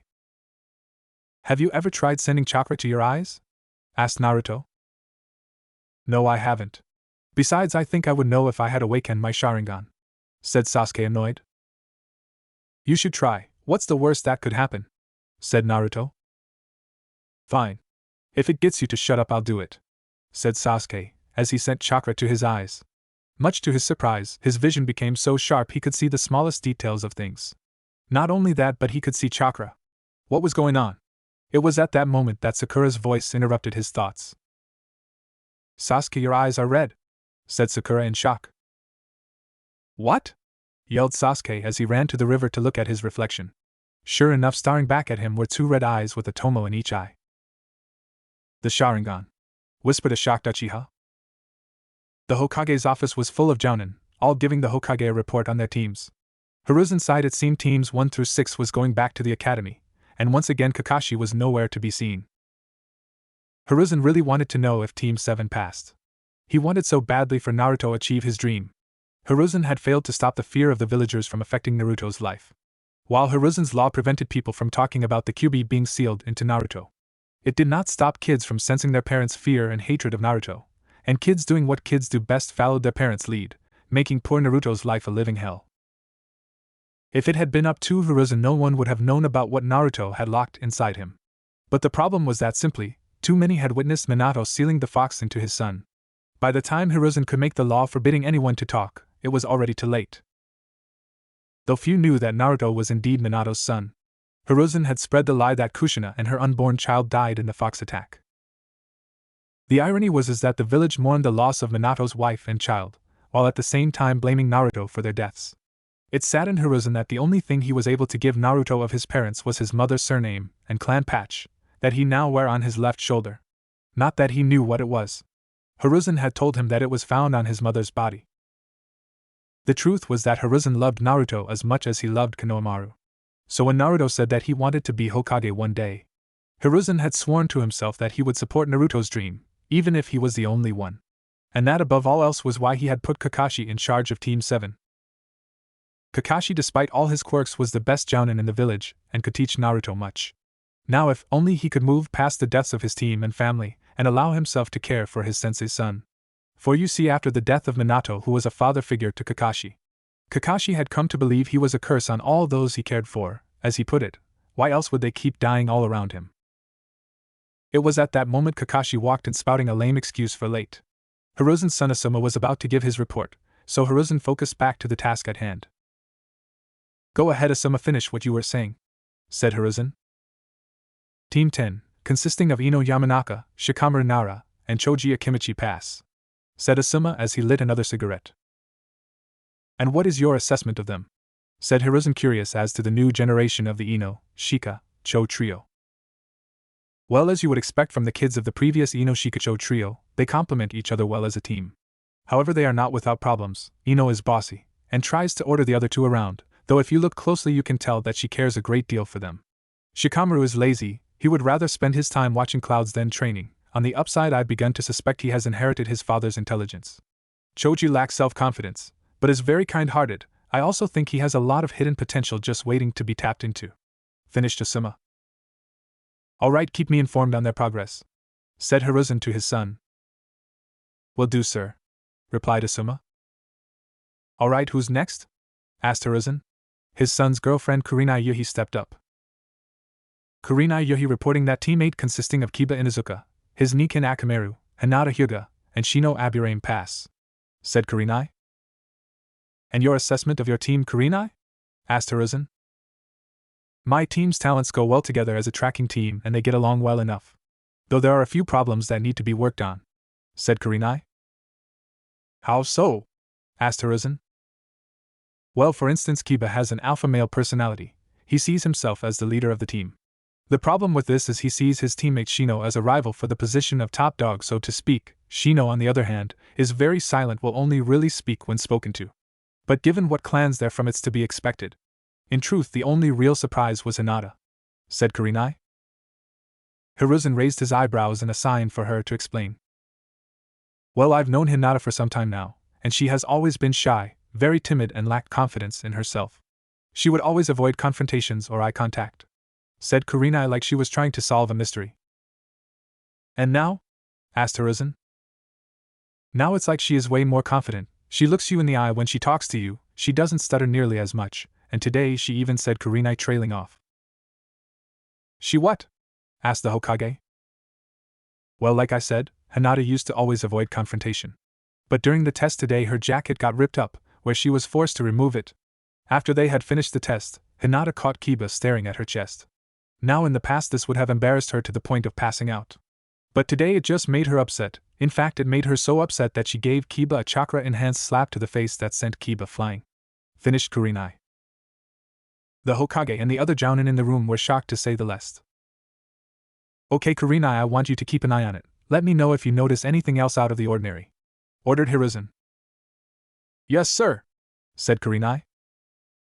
Alright Kakashi, it seems you're next in line, said Hiruzen, more than a little anxious to hear how Naruto had done.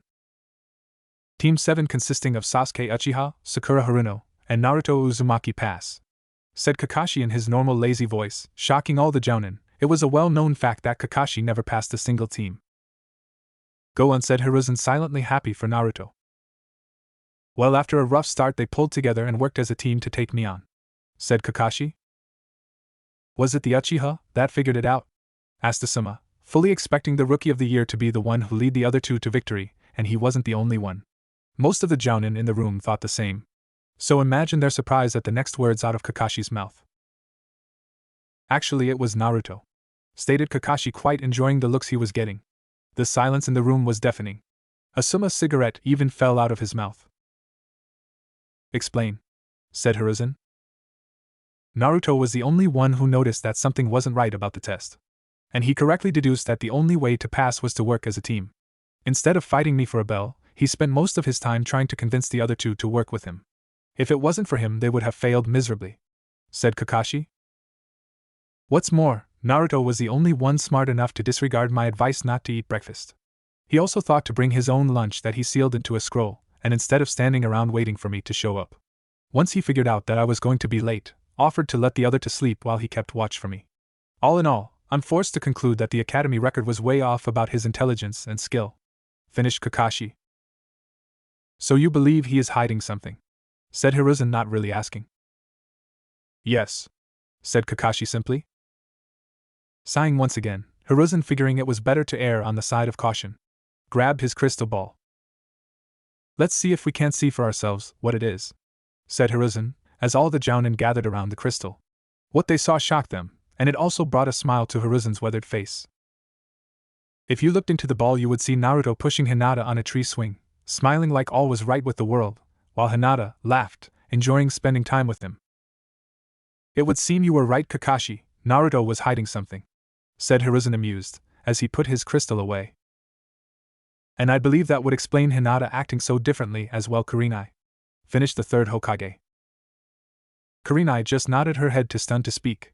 She had known of Hinata's crush on the blonde Jinchuriki, but she had not known the two were so close. When had this happened? Well, if that is all, you're dismissed, said Hiruzen to the jounin in the room. As they left, Hiruzen couldn't help but think that Naruto really was full of surprises. Little did he know that the biggest surprise was yet to come. Break. So you caught Kiba staring at your chest? Asked Naruto as he pushed Hinata on a swing. Yeah, it made me so mad, said Hinata, enjoying having Naruto push her in the swing, while she talked about her day. She wondered if this is what it would be like to date Naruto. So would you like me to kick his ass for you? Asked Naruto, smiling. This made Hinata laugh. They were both unaware that at that moment, they were being spied on by an old man in a room full of jounin. No thank you, Naruto. When I caught him I might have gave him a chakra-enhanced slap to the face, said Hinata kind of shyly. This made Naruto laugh. I kind of feel bad for it, to tell the truth, said Hinata, thinking maybe she had been too hard on Kiba. Naruto just shook his head, amused. Don't feel bad, Hinata. Kiba is your teammate now, and he needs to learn to respect you as a woman, said Naruto, backing Hinata's actions. If you let a guy get away with that once, they'll do it again. Naruto finished. I guess you're right, Naruto, said Hinata as Naruto pushed her forward once again. And when am I not? Asked Naruto in fake arrogance. Careful, Naruto, if your head gets any bigger you might float away, said Hinata, playing along, turning to give Naruto a mock glare. Then they both burst out laughing. So Hinata, I was wondering if you wanted to train together sometime? Asked Naruto. I would love to, Naruto, answered Hinata with her brightest smile yet. Could this day get any better? Thought Hinata. Her and Naruto were now friends, she had passed her genin test, and now Naruto wanted to train with her. No, she didn't think it could. Break. A few hours later saw Naruto walking to the Hokage's office, having come to the decision to tell the old man everything. The way he saw it, if his Rinnegan ever came to light, he was going to need the old man's support. So with that he knocked on the old man's door. Hiruzen was currently talking to Kakashi. They were discussing one Sasuke Uchiha, who had appeared had awoken his Sharingan. What's more, Sasuke knew of Kakashi's Sharingan. So you're saying Sasuke found you and asked you about the Sharingan Obito gave you? Asked Hiruzen. Well, he didn't know how I got my Sharingan, said Kakashi. Do you know how he found out about it? Asked Hiruzen, starting to feel a headache coming. Naruto told him, said Kakashi seriously. Yep, defiantly a headache. Hiruzen thought to himself, how the hell would Naruto have found out about Kakashi's Sharingan?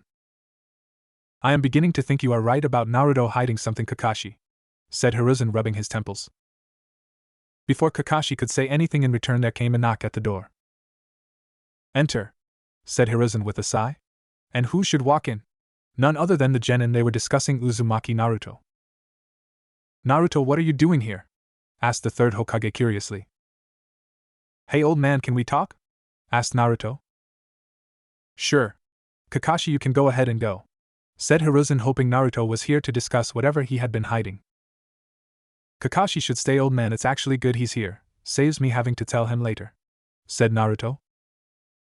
Okay Naruto, what is it you wish to discuss? Asked Hiruzen. You will probably wish for this conversation to remain private, old man, said Naruto seriously, motioning toward a hidden ANBU in the corner. Shocking Hiruzen and Kakashi, that Naruto had noticed the ANBU in the room. What could you want to discuss that would need the ANBU in the room to leave? Asked Hiruzen, feeling nervous for some reason. At that, Naruto got a look in his eyes that the aged Hokage had never seen in them before. It was the look of a true shinobi. The next words out of Naruto's mouth made the Hokage's heart skip a beat, and Kakashi's eye widen. Minato Namikaze, Kushina Uzumaki, and the Sage of the Six Paths, said Naruto in a voice more serious than any he had ever used. Making a motion for the ANBU to leave, the Hokage activated a seal on his desk, and looked Naruto dead in the eye and said one word. Explain, said the god of shinobi. And so Naruto did. He held nothing back as he told them all about how the sage had come to him and gifted Naruto with his power, about his year of training, about who had trained him, everything. To say that Kakashi and Hiruzen were shocked was like saying that Orochimaru was only a little creepy. So you're saying that not only do you have the first ever Digitsu, but you spent a year in some time chamber being trained by some of the most powerful shinobi who ever lived? Asked Hiruzen in disbelief. Pretty much, old man, said Naruto as he activated his Rinnegan, showing to Kakashi and the Hokage. Amazing, and you said it has all the powers of the Sharingan? Asked Kakashi. Yes, that and so much more, said Naruto. Can you prove the other part of the story, something your mother or father might have told you to prove it was really them? Asked Hiruzen. At this, Naruto got an evil grin on his face, that he only ever wore when he was about to pull a prank, making Hiruzen believe he was about to regret asking. One time my mom and dad walked in on you and your wife going at it on your desk, said Naruto, making the Hokage go red and Kakashi to burst out laughing. But the worst was yet to come. What was it she called you? Her big strong monkey man, said Naruto. By this time Kakashi was on the floor rolling. Okay, I believe you, said Hiruzen in a hurry. Glaring at Kakashi, he said, you can stop now, Kakashi. Oh, that was great. I so needed that, said Kakashi, recovering. So Naruto, I take it you want to keep this secret for now, said Hiruzen, getting back to business. Yes sir, the longer no one knows the better. Shursui-sensei told me of how someone on your advisory council named Danzo attacked him and took one of his eyes, said Naruto, shocking the Hokage. Danzo did what? Yelled Hiruzen. He should have known his old rival would do something like this. Then a thought hit him out of nowhere. Did Shursui tell you anything else? Asked Hiruzen nervously. He told me everything, old man, said Naruto, looking Hiruzen in the eye so he would know what he was talking about, without having to say it out loud in front of Kakashi, who Naruto was sure didn't know the truth of the Uchiha massacre.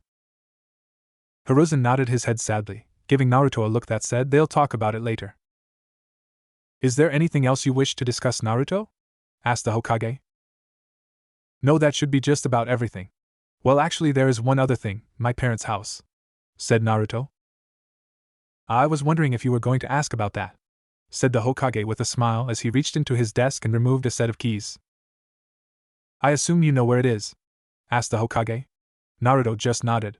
Tossing the keys to Naruto, the Hokage couldn't help but be proud of Naruto. He had come so far in such a short time. They would be proud of you, you know, said Hiruzen. I know, Hokage-sama, said Naruto, smiling at the man he saw as a grandfather, and showing him the proper respect for the first time. I'll talk to you later, and I'll see you tomorrow, sensei, said Naruto as he left the office, heading back to his apartment to start packing. One thing about Naruto that will never change is that he will always surprise you, thought Hiruzen as both he and Kakashi watched Naruto leave. Break. It had been a month now since the Bell test, and since that fateful meeting with the Hokage. This is Sasuke at Point C, said Sasuke into the radio. This is Sakura at Point B, said Sakura. This is Naruto at Point A, target is in sight, said Naruto. A right team move on my order, said Kakashi into his radio. Target is the move, said Naruto. All right team now, said Kakashi. Kakashi walked up to his team, seeing them covered in claw marks, and looking quite fed up. Mission retrieve lost cat Tora is complete, said Kakashi, as they walked into the mission office where the Hokage and Tora's owner Madame Shirjimi, the wife of the fire daimyo, was. Oh my baby Tora, mommy was so worried. Yes she was, said the fire daimyo's wife. Naruto was taking a vindictive pleasure in watching Madame Shirjimi squeeze that hell spawn of a cat. And from the looks on Sasuke and Sakura's faces, he wasn't the only one. Alright Team 7, for your next mission, we have babysitting, gardening, painting a fence. Before Hiruzen could finish, they heard a loud yell. Tora, come back here, yelled Madame Shirjimi. And retrieving the lost cat Tora, finished the Hokage. Now Naruto wasn't going to complain, really he wasn't. He was going to do these stupid D ranks, like a mature, responsible adult. That was at least until the old man brought up finding that damn cat again. No, and oh. I've had it up to here with these stupid D ranks. They're not missions, they're choirs. I want a real mission, said Naruto, losing it. Though they didn't voice it, both Sasuke and Sakura agreed with Naruto. How dare you! You're just a brand new genin, with no experience. Like everyone else, you start with simple missions to improve your skills and prove yourself, yelled Irika. I'm not that same brat I used to be, Irika-sensei. I've changed a lot. What's more, I truly think my team and I are ready for a real mission, said Naruto, calming down. Kakashi, what do you think? Asked the Hokage. Kakashi thought about it. Between Naruto's Rinnegan and Sasuke's Sharingan, Kakashi thought they could handle it. In fact, the only weak link was Sakura, but it would only be a C-rank mission. Plus, he would be there to make sure things went okay. I believe they are ready. Their teamwork has been improving by leaps and bounds. They should be able to handle a simple C-rank, said Kakashi, not knowing that this C-rank was going to be anything but simple. Alright Team 7, your mission is to act as bodyguards for a bridge builder from the Land of Waves. Send him in now, said Hiruzen. A couple seconds later, a man drinking a bottle of sake walked in. This is all I get, a group of worthless kids and a scarecrow, said the man with a drunken slur. Naruto, not liking being called worthless, was behind the man in a millisecond, holding a kunai to the man's throat, shocking Sasuke and Sakura with his speed. Fast, was all Sakura could think. Where did the dope get that kind of speed? Thought Sasuke, angry because he knew that even he could not move that fast. Just who was Uzumaki Naruto? Naruto, we don't kill our clients, said Kakashi in a slightly scolding yet somehow still bored voice. I wasn't going to kill him, just teach him a little lesson, said Naruto, leaking a little killing intent at the drunkard, making him sweat. Insulting a shinobi, even the younger ones, can be bad for your health, said Naruto in a deadly whisper. Naruto put away his kunai and went to stand beside his team. The old man cleared his throat, trying to save a little bit of face. He said, My name is Tazuna and I am a super bridge builder from Wave, and I expect super protection, even if it means your life. Finished the man we now know as Tazuna, giving Naruto a wide berth. If that boy is anything to judge by, this just may work after all, thought Tazuna. Okay team, go home, pack for a month, and get a good night's sleep. Be at the West Gate at 8 a.m. sharp tomorrow morning, said Kakashi as the genin left to do as instructed, unaware that this one mission would change their lives forever. Naruto awoke the next morning feeling ready for his first true mission as a shinobi. Looking around his new house, Naruto still couldn't believe it now belonged to him. His parents' house was a modest 5-room 2-bath house. While not overly large, it was still way bigger than anything Naruto was used to. The first night he stayed here, he cried when he saw the nursery his parents had prepared for him. The nursery that baby Naruto would never see. Naruto had taken the master bedroom as his own. He didn't think his parents would mind. Though he now avoided that nursery, it was too much of a reminder of the life that was stolen from him. What Naruto liked most about the master bedroom was the picture of his parents on their wedding day. His mom looked so beautiful, and by looking at his dad Naruto could tell just from whom he got his goofy grin. There were lots of pictures in the house, but Naruto would always cherish this one and one other the most. The other picture was when his mom must have been about 8 months along, beaming as the picture was taken. After showering and dressing, Naruto grabbed a scroll that he sealed the things he would need for the mission and put it in his jacket. Strapping Zanpakuto to his back, Naruto grabbed a quick bite to eat, then headed to meet his team at the gate. Arriving at the gate, Naruto was in for a slight shock. Kakashi was on time. Guess his dad had been right, Kakashi did only show up on time to missions. After a few more minutes everyone was there. "Alright team, everyone packed and ready?" asked Kakashi. "Yes sensei," echoed the 3 genin. Kakashi, noticing something, asked, "Naruto, where is your pack?" Naruto pulled his sealing scroll out of his jacket and showed it to his sensei. "Ah, okay," said Kakashi as they started walking. Naruto put the scroll back into his jacket. Sakura, seeing this, was curious, so she asked, "What's that scroll got to do with your pack, Naruto?" "That scroll is my pack, Sakura. Backpacks are bulky and restrict movement. So to solve that problem I seal everything I need into a scroll," said Naruto. "You seal it?" asked Sakura, surprised that Naruto could do something so advanced.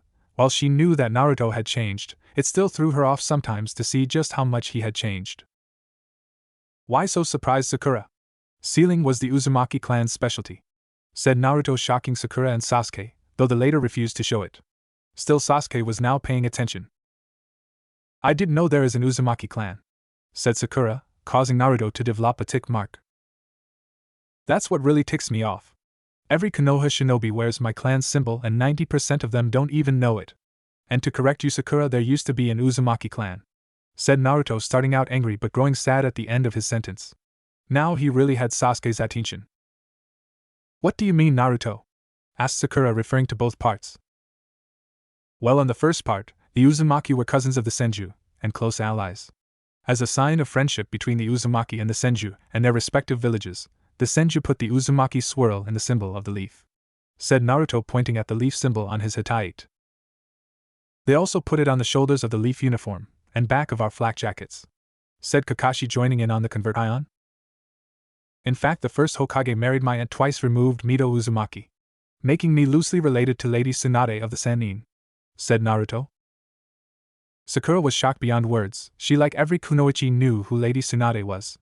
To hear that Naruto was related to her, albeit distantly, was stunning.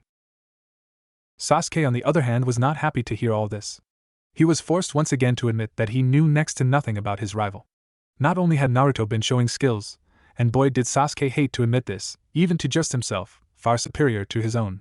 But to find out that not only did Naruto belong to a clan, but that he had apparently lost his clan, made Sasuke realize that he and Naruto had more in common than just being lonely. Naruto, unaware of his teammates' thoughts, continued speaking. "And as for the second, all I really know is that Iwa and Kumo teamed up and attacked my clan's village and laid waste to it, all but wiping out my clan. My mother was in Konoha at the time, which is why she survived, well, long enough to have me anyways," said Naruto in a sad voice. He didn't really like talking about this, but he was trying to give his teammate a chance, so he was being honest with them. "Why would they do that, Naruto?" asked Sakura. "My clan's Fuinjutsu became feared in the First and Second War, so when it became apparent that a third war was inevitable, they took my clan and its village out of the equation," said Naruto. Sakura bowed her head, thinking about how sad Naruto's mother must have been to lose not only her clan but her entire village as well. Sasuke was wondering just how strong the Uzumaki clan must have been if it took 2 of the great 5 shinobi villages to destroy them, when it only took his brother to destroy his. Is it because Naruto's clan was so strong, or was brother really that powerful? Why did it take only one man to kill my whole clan? Thought Sasuke. After that, the group fell into silence, each lost in their own thoughts. A few hours later, Naruto was passing the time by singing a song under his breath, when he noticed something strange. Oh oh oh, she's following me. Oh oh oh, she's out of her tree. Oh oh oh, she's off of her rocker. I want to marry my stalker. Mumbled Naruto, bored out of his mind. That was until he saw a puddle of water in the road. It hasn't rained in weeks. What's that puddle doing there? Unless, thought Naruto as he got ready. Just after Kakashi passed the puddle, two shinobi sprang out of it and wrapped a bladed chain around Kakashi, tearing him to pieces. Naruto didn't have time to worry about whether or not his sensei was dead, for the two shinobi were already on the move, heading right toward him. Deciding now wasn't the time to hold back, as he didn't have time to gauge their strength. Naruto pulled out a tri-pronged kunai not seen by shinobi in 13 years. He threw the kunai in the center of the chain, locking it into a tree. Sasuke, who was about to do the same thing, watched as Naruto beat him to the punch, throwing some kind of strange kunai into the chain. What he saw next really shocked not only him but everyone watching, which unbeknownst to them also included Kakashi, who was up in a tree. Naruto, using the Haraishin, appeared on the assassins' outstretched arms with Zanpakuto already drawn. Using the sword's main ability to cut the soul without damaging the flesh, Naruto swung the sword through the arms that he was standing on, causing them to fall limply to the side of the two shinobi. The two shinobi screamed in pain as their arms fell useless. Kakashi, figuring that he had learned all he was going to, appeared behind the two would-be assassins, knocking them out. "Kakashi-sensei, you're okay," said Sakura, relieved. Naruto and Sasuke just breathed a small sigh of relief at seeing their sensei alive. Looking over at where Kakashi had died, Naruto saw a choked-up log. Substitution, should have known, thought Naruto.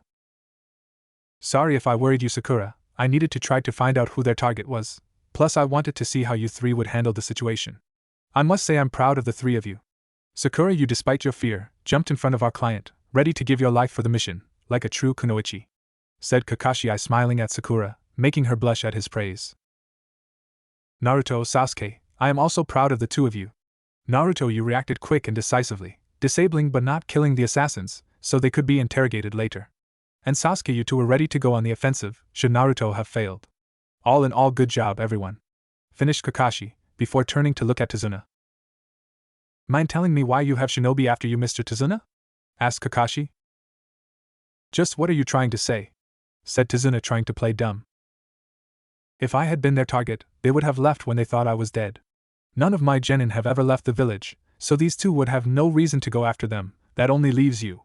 So again I ask you, why are they after you? Said Kakashi with a hard edge to his voice. And so Tazuna, figuring that he was caught, told them all about how Wave's shipping lanes had been taken over by a tyrant named Gato, who was sucking the life out of the country, and how Tazuna's bridge was his country's only hope of overthrowing Gato, making Tazuna a marked man. So you see, my country has become poor. We simply didn't have the money for a higher-ranked mission, said Tazuna desperately. All the same, you lied about the scope of this mission, thereby voiding the contract we have with you. This mission is now a B rank or higher. If we had known that from the start, we would have staffed this mission differently, with more experienced shinobi. By all rights, we should turn around and head back to the village, said Kakashi. This mission is beyond us, Mr. Tazuna. We're just genin, we don't have the experience for this kind of mission, said Sakura, though she didn't like the thought of leaving a man to die. You're right, you should head back. I'll just go on without you. If I die, it's not your fault. Of course my grandson will cry. And my widowed daughter will be sad, probably cursing the Leaf Shinobi as cowards, for abandoning her father to die. But it's not your problem, said Tazuna, trying to play on their sympathy, and guilt them into continuing the mission. At that point Naruto, who had been listening, spoke. Even though he knew what Tazuna was trying to do, he still would not abandon the mission. I'm not going to leave him to die, sensei, said Naruto, shocking everyone once again, something that was becoming more and more common. Naruto, I understand how you feel, but Sakura tried to speak only to be interrupted by Naruto. No, Sakura, you don't understand.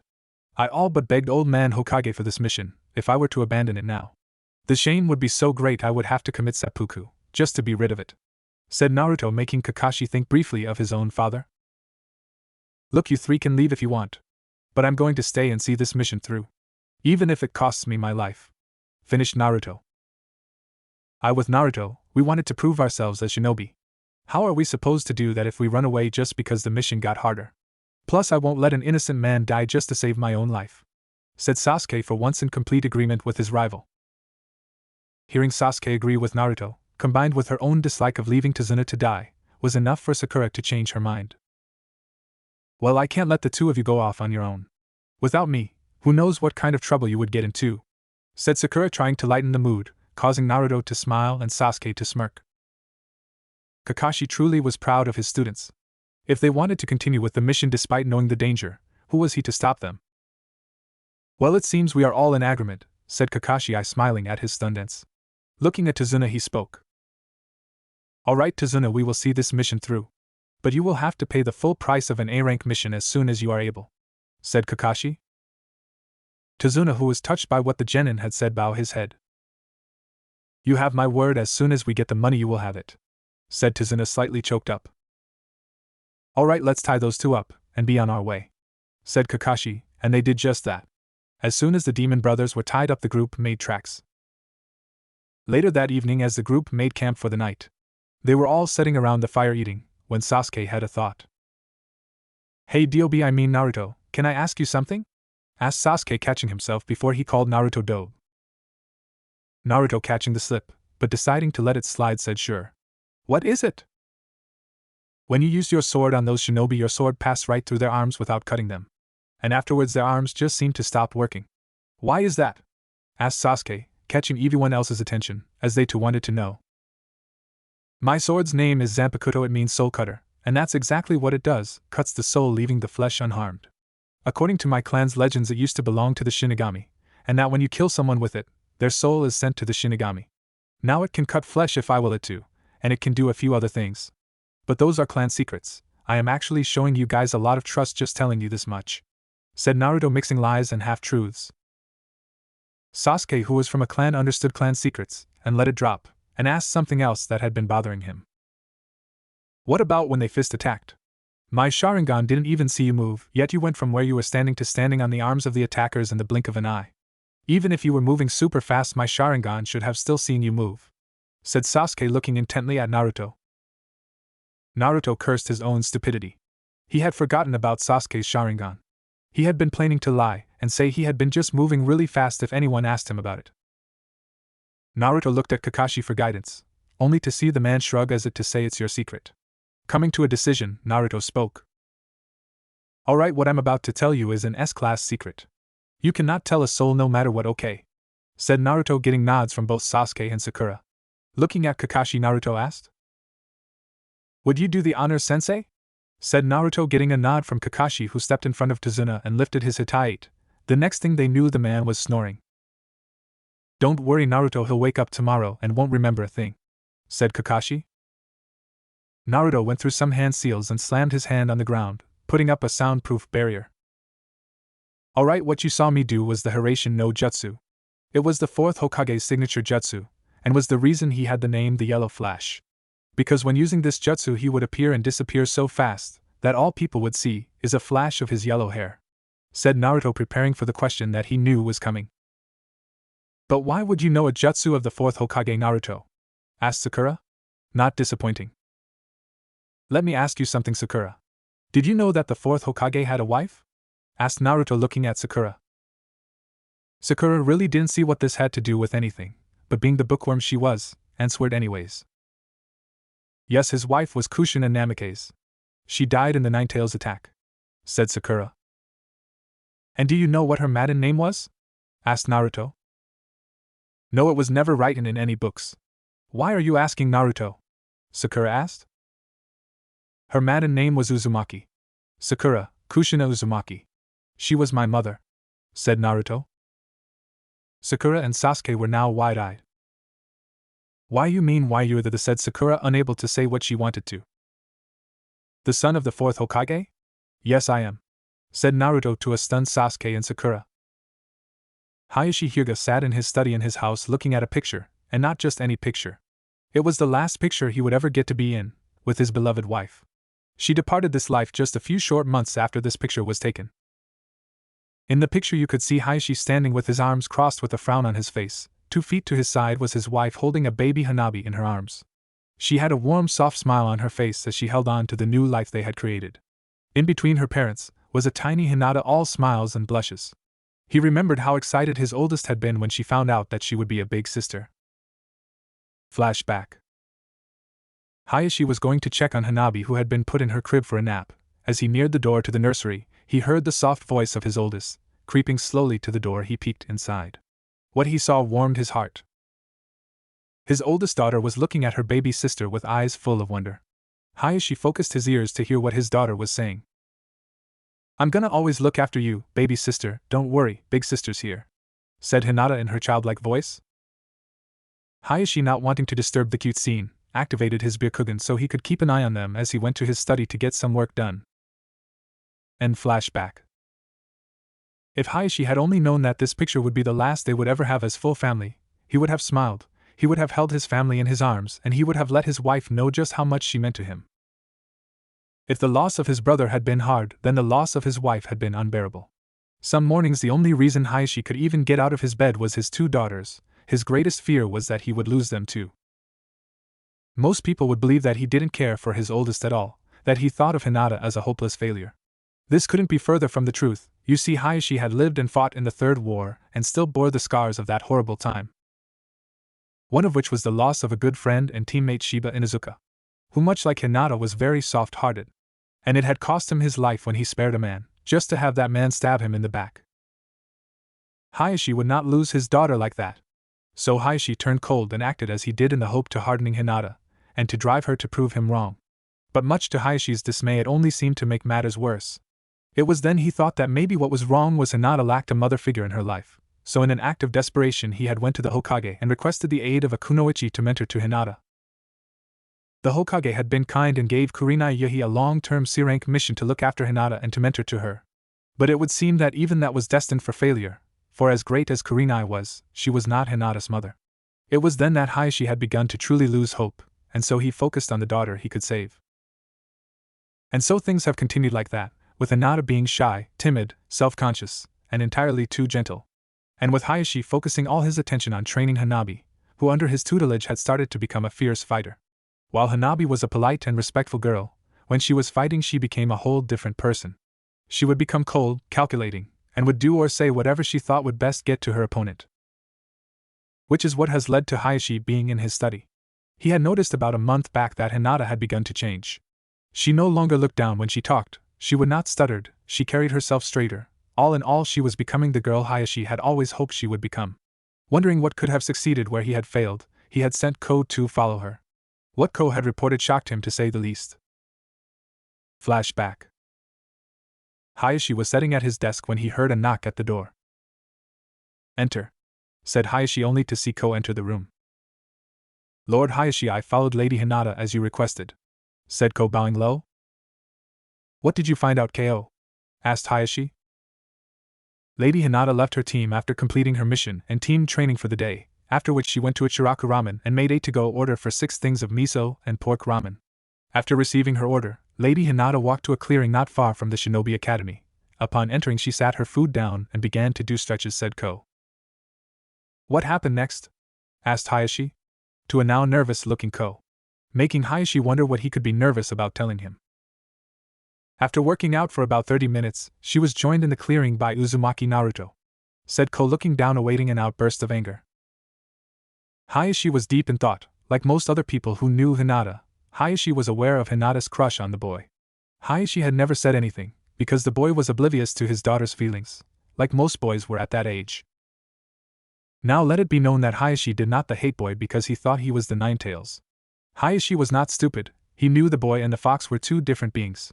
No, Hayashi did not hate the boy at all. But Hayashi did think the boy was a wild hooligan, and not someone deserving of his daughter. Hayashi decided to hear out the rest of the story, then he would figure out how to deal with this. "Go ahead and finish, Ko," said Hayashi with a stony expression. Ko, swallowing nervously, continued his report. After she was joined by Uzumaki, they sat down and ate the ramen. As they talked, Uzumaki told her that he would be leaving on a C-rank mission for a month, and would not be able to train with her as he had to go pack, but had wanted to let her know before he went. Lady Hinata looked sad by the thought of him leaving, but said that she was happy he was getting a mission to prove himself. After they finished eating, they hugged goodbye. After the Uzumaki had left, Lady Hinata came back to the compound and is currently in her room. Finished, Ko. "So he hugged my daughter, did he?" thought Hayashi furiously. "No. I will not allow that boy to be around my daughter. She is too good for him," thought Hayashi. Making the same mistake fathers have been making since the beginning of time, to try and control who their teenage daughters fall in love with. Hayashi asked Ko to fetch Hinata for him. A few minutes later, Hayashi heard his oldest knock on his study door. "Enter," said Hayashi in his trademark stoic voice. "You asked to see me, father?" said Hinata, wondering what she had done to get summoned by her father. "Yes, come in and shut the door. There is something I wish to discuss with you," said Hayashi, as Hinata did as she was told, unaware that a moment later a little girl would be passing by and decide to eavesdrop. "What is it that you wish to discuss with me, father?" asked Hinata as she stood in front of her father's desk. What she heard next made her heart sink to her feet. "I know who you have been hanging around with, after team meetings, Hinata," said Hayashi with a slight edge to his voice, a testament to just how upset he really was. "Father, let me explain," Hinata tried to say, only to be interrupted by her father. "Silence," snapped Hayashi, causing Hinata to close her mouth. "You may not be the heiress of this clan anymore, but you are still a member of the main house. And as such, you cannot be seen with riff-raff like Uzumaki Naruto. He is bad news, Hinata, and will only bring you down," said Hayashi, trying to calm down. He knew he was hurting his daughter and hated himself for it, but one day she would see that he only had her best interest at heart. "Be but F, father, please," said, trying to fight the tears in her eyes and failing. She was once again interrupted by her father. "No, Hinata. As your father and head of the clan, I forbid you to associate with Uzumaki Naruto any further. From now on, you are to come home after training. If you have need to go someplace, a member of the branch house will accompany. You are to come home and focus on your juken. Is that understood?" said Hayashi, allowing no room for argument. "Yes, Hayashi-sama," said Hinata with something in her voice that Hayashi had never heard there before, hatred. Hayashi, hoping that his daughter was just angry and would get over it in time, decided to let her vent in a constructive way. By sparring with her sister. The way he saw it, whatever Hinata threw at Hanabi, Hanabi as the stronger of the two could handle it. Oh, how wrong he was. While the spar between the two sisters started out like most, with Hinata on the defensive while Hanabi attacked. What Hayashi did not understand was that Hinata just didn't want to hurt her baby sister. At least that was until Hanabi, hoping to inspire her big sister to fight back and maybe impress their father for once, started to provoke Hinata. Hanabi loved her big sister with all her heart, as Hinata was the only person who treated her like a girl, and not as the future head of the clan. Hinata would always take time out of her day to play doll or dress up with Hanabi. Hanabi wanted nothing more than her sister's happiness, and having overheard Hinata's meeting with their father, thought that if their father was impressed with Hinata's fighting, he might let her see her crush. So with that in mind, she said something that nearly cost her dearly. Hinata was picking herself off the floor when she heard something that made her insides boil, and unbeknown to her, her father inwardly cringed. "Your pathetic sister, just like that loser boyfriend of yours. It's a good thing you can't see him no more. Maybe now you can find someone worthy of a Hyuga," said Hanabi, hoping her big sister would one day forgive her for that. Hinata saw red. She could handle someone insulting her, but she wouldn't let anyone call Naruto pathetic. Hinata assumed a stance and spoke 11 words that had Hayashi running to block Hinata from getting to her sister. "You're in my field of divination. 8 trigrams 32 palms," yelled Hinata, summoning every ounce of anger and hatred she had felt for the last 8 years. She ran at her sister to deliver the first 2 palms. 2 palms, yelled Hinata, but before she could hit her sister, her father appeared before her. "Kaiten," said Hayashi, block his daughter from getting to her sister. But Hinata was not through yet. Picking herself off the floor, Hinata looked at her father. Suddenly it was not Hanabi she was mad at, it was him. Hinata thought of everything he ever put her through, but most importantly she thought of her friendship with Naruto, a friendship that would now never be allowed to develop into something more. Hinata did something that would shock and amaze Hayashi for years to come. "Shadow Clone Jutsu," said Hinata, creating a clone of herself. The clone began to spin chakra in Hinata's hand, forming a jutsu that Hayashi had not seen in almost 13 years. "Rasengan!" screamed Hinata as she charged her father. Hayashi was so shocked by seeing his daughter use the 4th jutsu that he almost didn't create a Kaiten in time. The 2 powerful jutsus met in a violent clash. Had Hinata had time to perfect the Rasengan, the backlash from these 2 jutsu clashing might have destroyed the dojo they were in. Luckily Hinata had not perfected it yet. Add to the fact that Hinata was low on chakra and you get a Kaiten emerging victorious. Hinata was thrown across the room and knocked unconscious. Panting slightly, Hayashi looked at his youngest, who was looking at her sister in wide-eyed shock. "Hanabi, take your sister to her room and have a medic take a look at her," said Hayashi, but Hanabi continued to stare at Hinata. "Hanabi," yelled Hayashi, getting his youngest to snap out of it. Yes, father? Asked Hanabi, snapping out of her shock. She couldn't believe her sister was really that strong. Had her big sister always held back against her? And if so, why? I said take your sister to her room and have a medic look at her, repeated Hayashi. Yes, father, said Hanabi, doing as she was told. After Hanabi had left with her sister, Hayashi allowed the shock he was feeling to come to the surface. Falling to the floor, Hayashi shook slightly. Did his daughter really care so much for Naruto Uzumaki that she was willing to use 8 trigrams 32 palms on Hanabi, just because the girl had insulted him? Then she tried to use the Rasengan on him. Where had Hinata learned those jutsus she used? And even more troubling was the look in Hinata's eyes when she had charged at him. It was a look of anger and hatred, but even more than that, there was an endless well of hurt in her eyes. Had he been the one to put that hurt there? Kami, what have I done? Thought Hayashi as he picked himself off the floor. He needed to talk to his oldest daughter. Not as Hayashi the clan head, but as Hayashi the father, something he hasn't been in too long. Hinata woke with a major headache. What happened? Thought Hinata. Then she remembered what happened. She remembered the meeting with her father, the spar with her sister, but most of all she remembered losing control. What have I done? Thought Hinata, regretting losing control of herself. How are you feeling? Asked Hayashi. Hinata froze, hearing her father's voice. How was she supposed to face him after what she did? Hayashi, taking her silence the wrong way, thought that Hinata was still angry at him, and so he did something he hasn't done since he was a child. He got on his hands and knees and bowed down with his head almost touching the floor. Forgive me, daughter, I have not been a good father to you. I shouldn't have pushed you so hard. But I was afraid that I would lose you the way I lost your mother, and your uncle, and my best friend. I know I hurt you and I am so sorry, said Hayashi, begging for his daughter's forgiveness. Hinata was in shock. Her father was begging. She had never seen her father show so much emotion before, not even when her mom passed away. It was because of the emotion in his voice, not just the words that he said, that allowed Hinata to finally let go of all the hurt. Feeling more free than she ever had, she did something she had wanted to do for a long time. She hugged her father. Hayashi was shocked. His daughter not only forgave him, but she was hugging him also. Quickly getting over the shock, Hayashi hugged Hinata back, as he promised her that things would change, that they would be better, that he would be better. Hayashi couldn't tell you later how long he and his daughter had hugged, but he could tell you that he felt like a father for the first time in a long time. Then he remembered some of the things he wanted to ask her, but he would not force her to tell him if she didn't want to. Hinata, how did you learn the Rasengan and the Shadow Clone Jutsu, or the 32 palms for that matter? Asked Hayashi in a gentle voice. At this, Hinata looked down, remembering that she could no longer spend time with Naruto. But she would answer her father's question, if only so he would know just how good of a teacher Naruto was. Naruto helped me learn the 32 palms, but it was mostly me.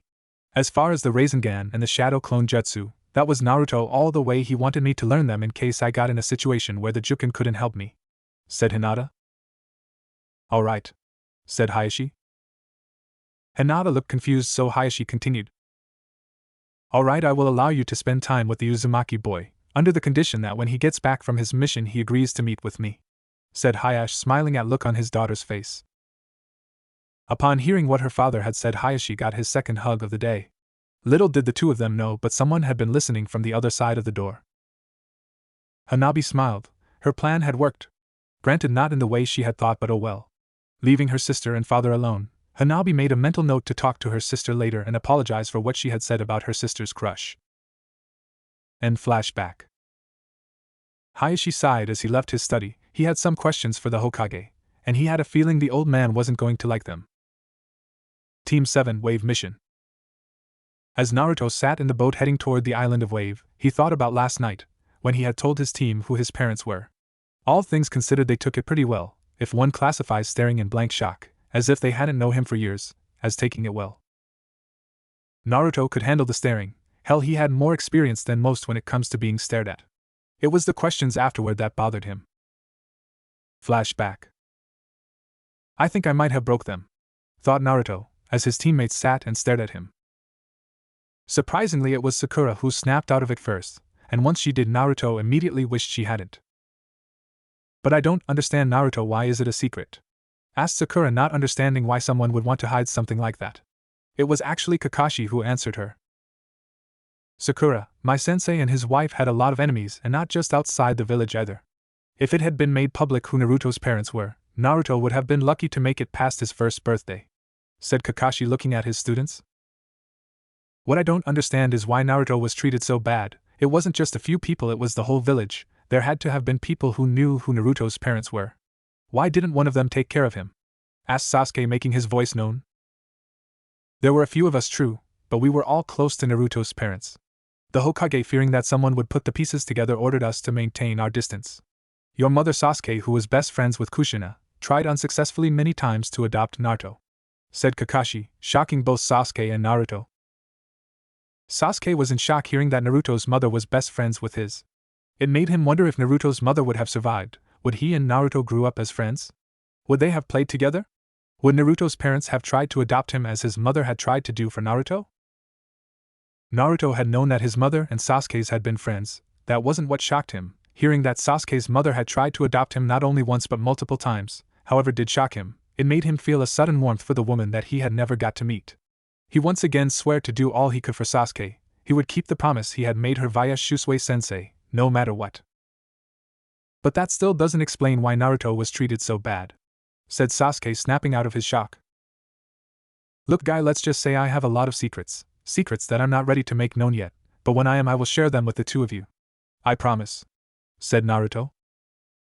I'm going to hold you to that, dope, said Sasuke with a smirk, but for one, this smirk wasn't one of superiority. It actually looked friendly. You do that, bastard, said Naruto with a smile. Sakura just shook her head. Boys, she thought. End flashback. Wow, is that your bridge, Mr. Tazuna? Naruto heard Sakura ask. Yup, that's my masterpiece, said Tazuna. Looking over to see what all the fuss was about, Naruto had to admit it was a cool bridge. A few minutes later, and they pulled up to a dock. As they were getting off the boat, Tazuna spoke.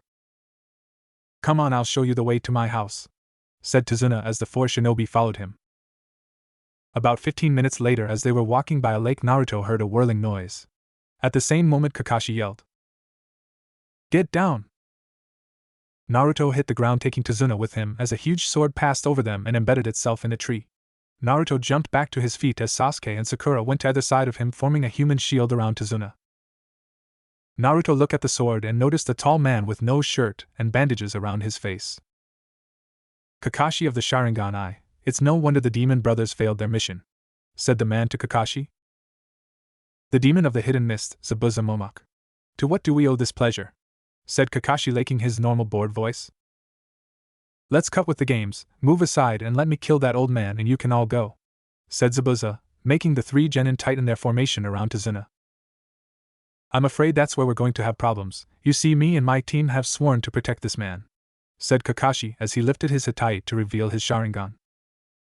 Haha, the Sharingan, this is an honor, said Zabuza, chuckling evilly as he jumped off his sword and taking it out of the tree in one smooth motion. Landing on the water, Zabuza made a one-handed seal.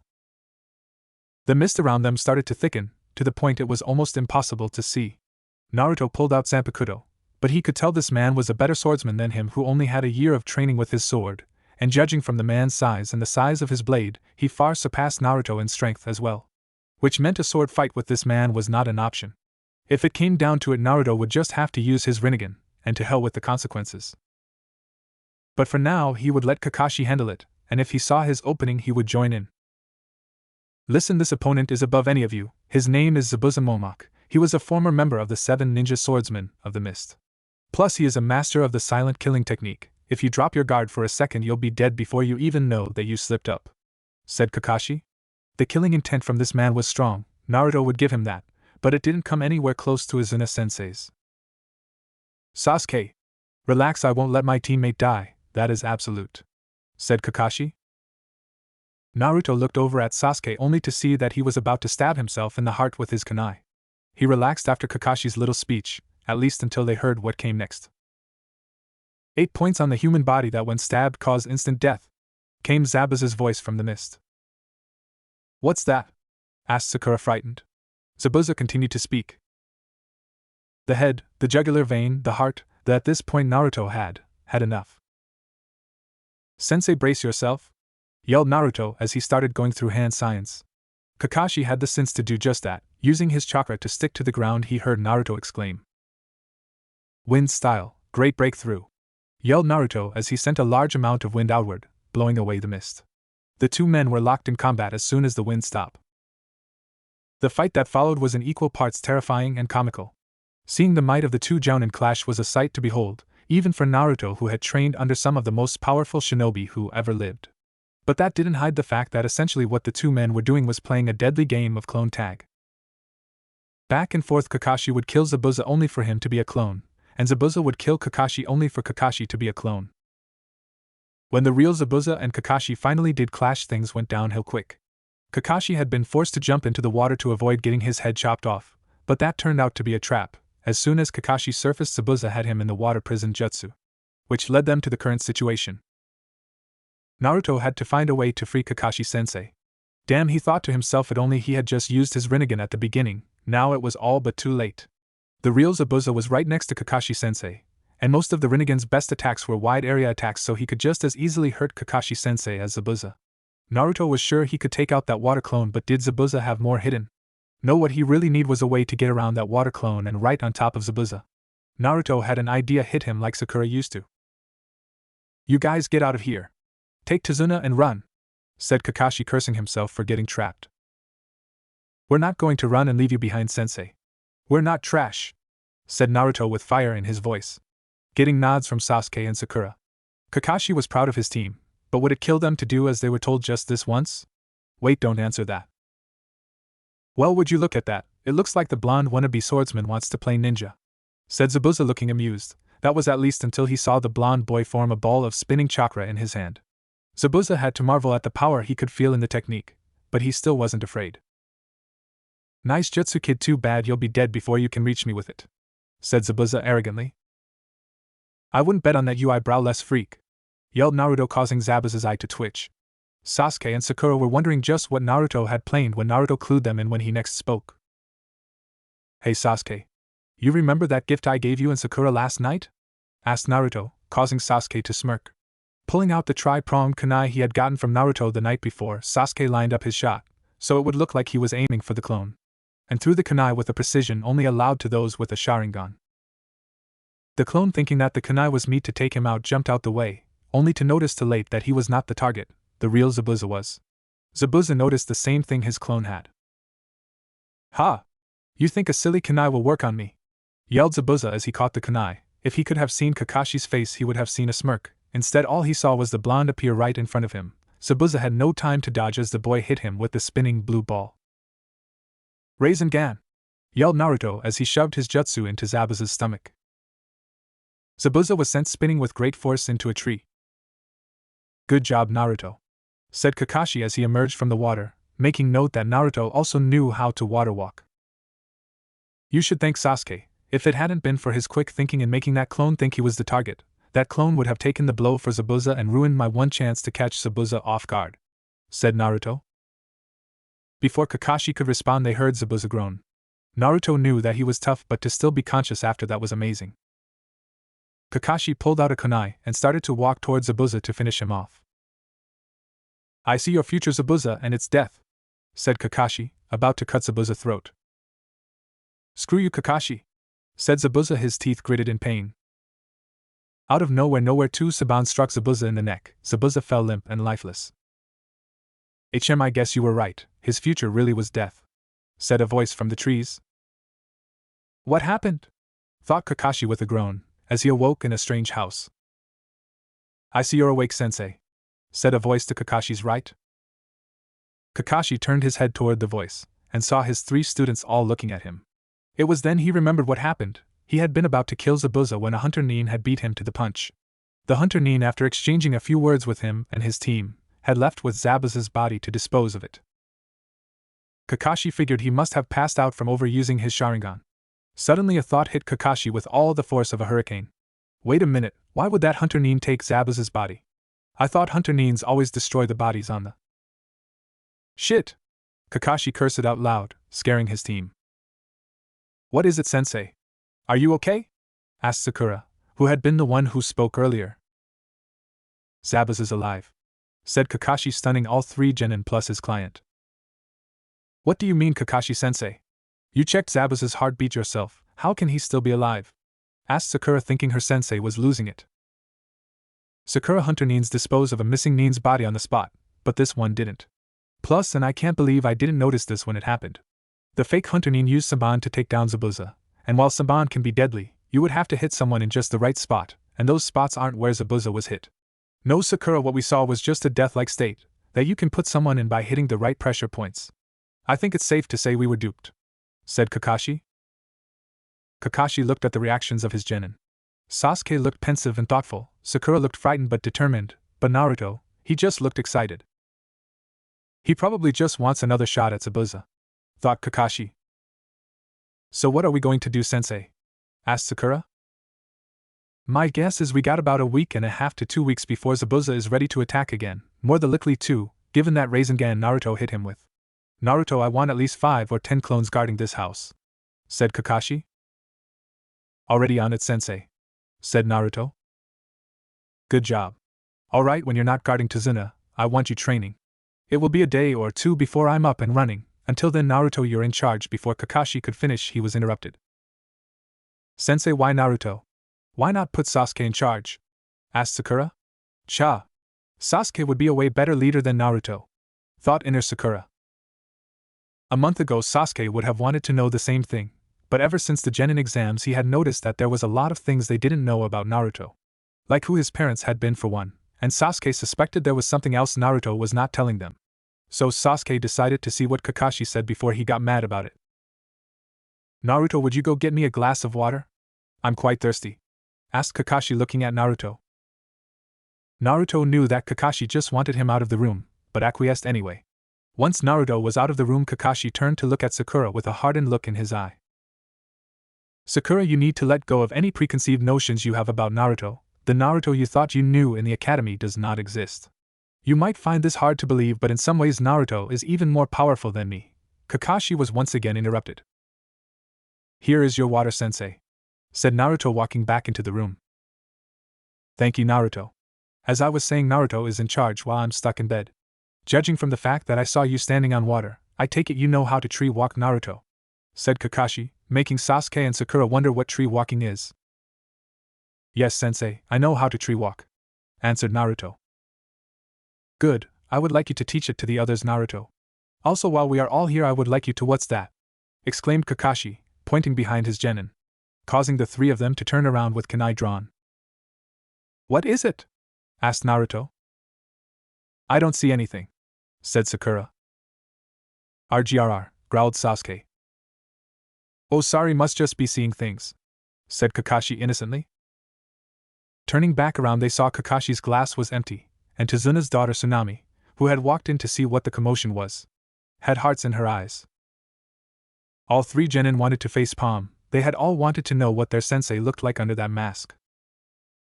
Okay, Naruto, you know what to do, so I'm going back to sleep. Wake me if anything changes, said Kakashi, laying back down. Yes, sensei, said Naruto, secretly thinking his sensei was just being lazy, making him do it. Alright, you guys heard the sensei, let's go, said Naruto to his teammates. I don't know why you people are trying so hard, you're just going to die, said a voice belonging to a little boy. Inari, don't be rude, these ninja are here to protect your grandfather, said Tsunami to her son. But don't you see, Mom? They'll die if they go against Gato, just like him, said the boy as he left the room. Inari, where are you going? Asked Tsunami. To stare out at the ocean. I just want to be alone, said Inari as he ran out of the room. A little while later saw Naruto and his teammates in the woods. Alright, tree walking involves focusing your chakra to the soles of your feet. Now the soles of the feet are one of the hardest places to focus your chakra. Sakura interrupted before Naruto could finish. I still don't see why Kakashi-sensei left you in charge, Naruto. I mean, I can see that you've changed, but there is still no way you're better than Sasuke, said Sakura in full-blown fangirl mode. Naruto sighed. He should have known this was coming. Looking from Sakura to Sasuke, he could tell the Uchiha wasn't really happy to be taking orders from him as well. Though oddly enough, Sasuke didn't seem angry, just confused, as if he couldn't figure out something. Though what Sasuke was trying to figure out was a mystery to Naruto. Sasuke was confused. What was it about the dobe that made him change so much in such a short amount of time? Was it finding out who his parents were, or is there something else that Naruto was not telling them? What made this situation worse, was the fact that Sasuke was sure that Naruto was not faking being the dead last in the academy. Add that to Sasuke's wounded pride over not being chosen as team leader, and you get a really confused Sasuke. Naruto thought that he needed to get this under control quickly. Coming up with a plan, Naruto spoke. Alright, I'll tell you what, how about the two of you attack me at the same time?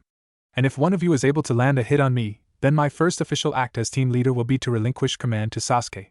But if you cannot beat me, then you two have to follow my orders. Sound fair to you? Naruto asked his team. Sounds good to me, said Sakura. Cha!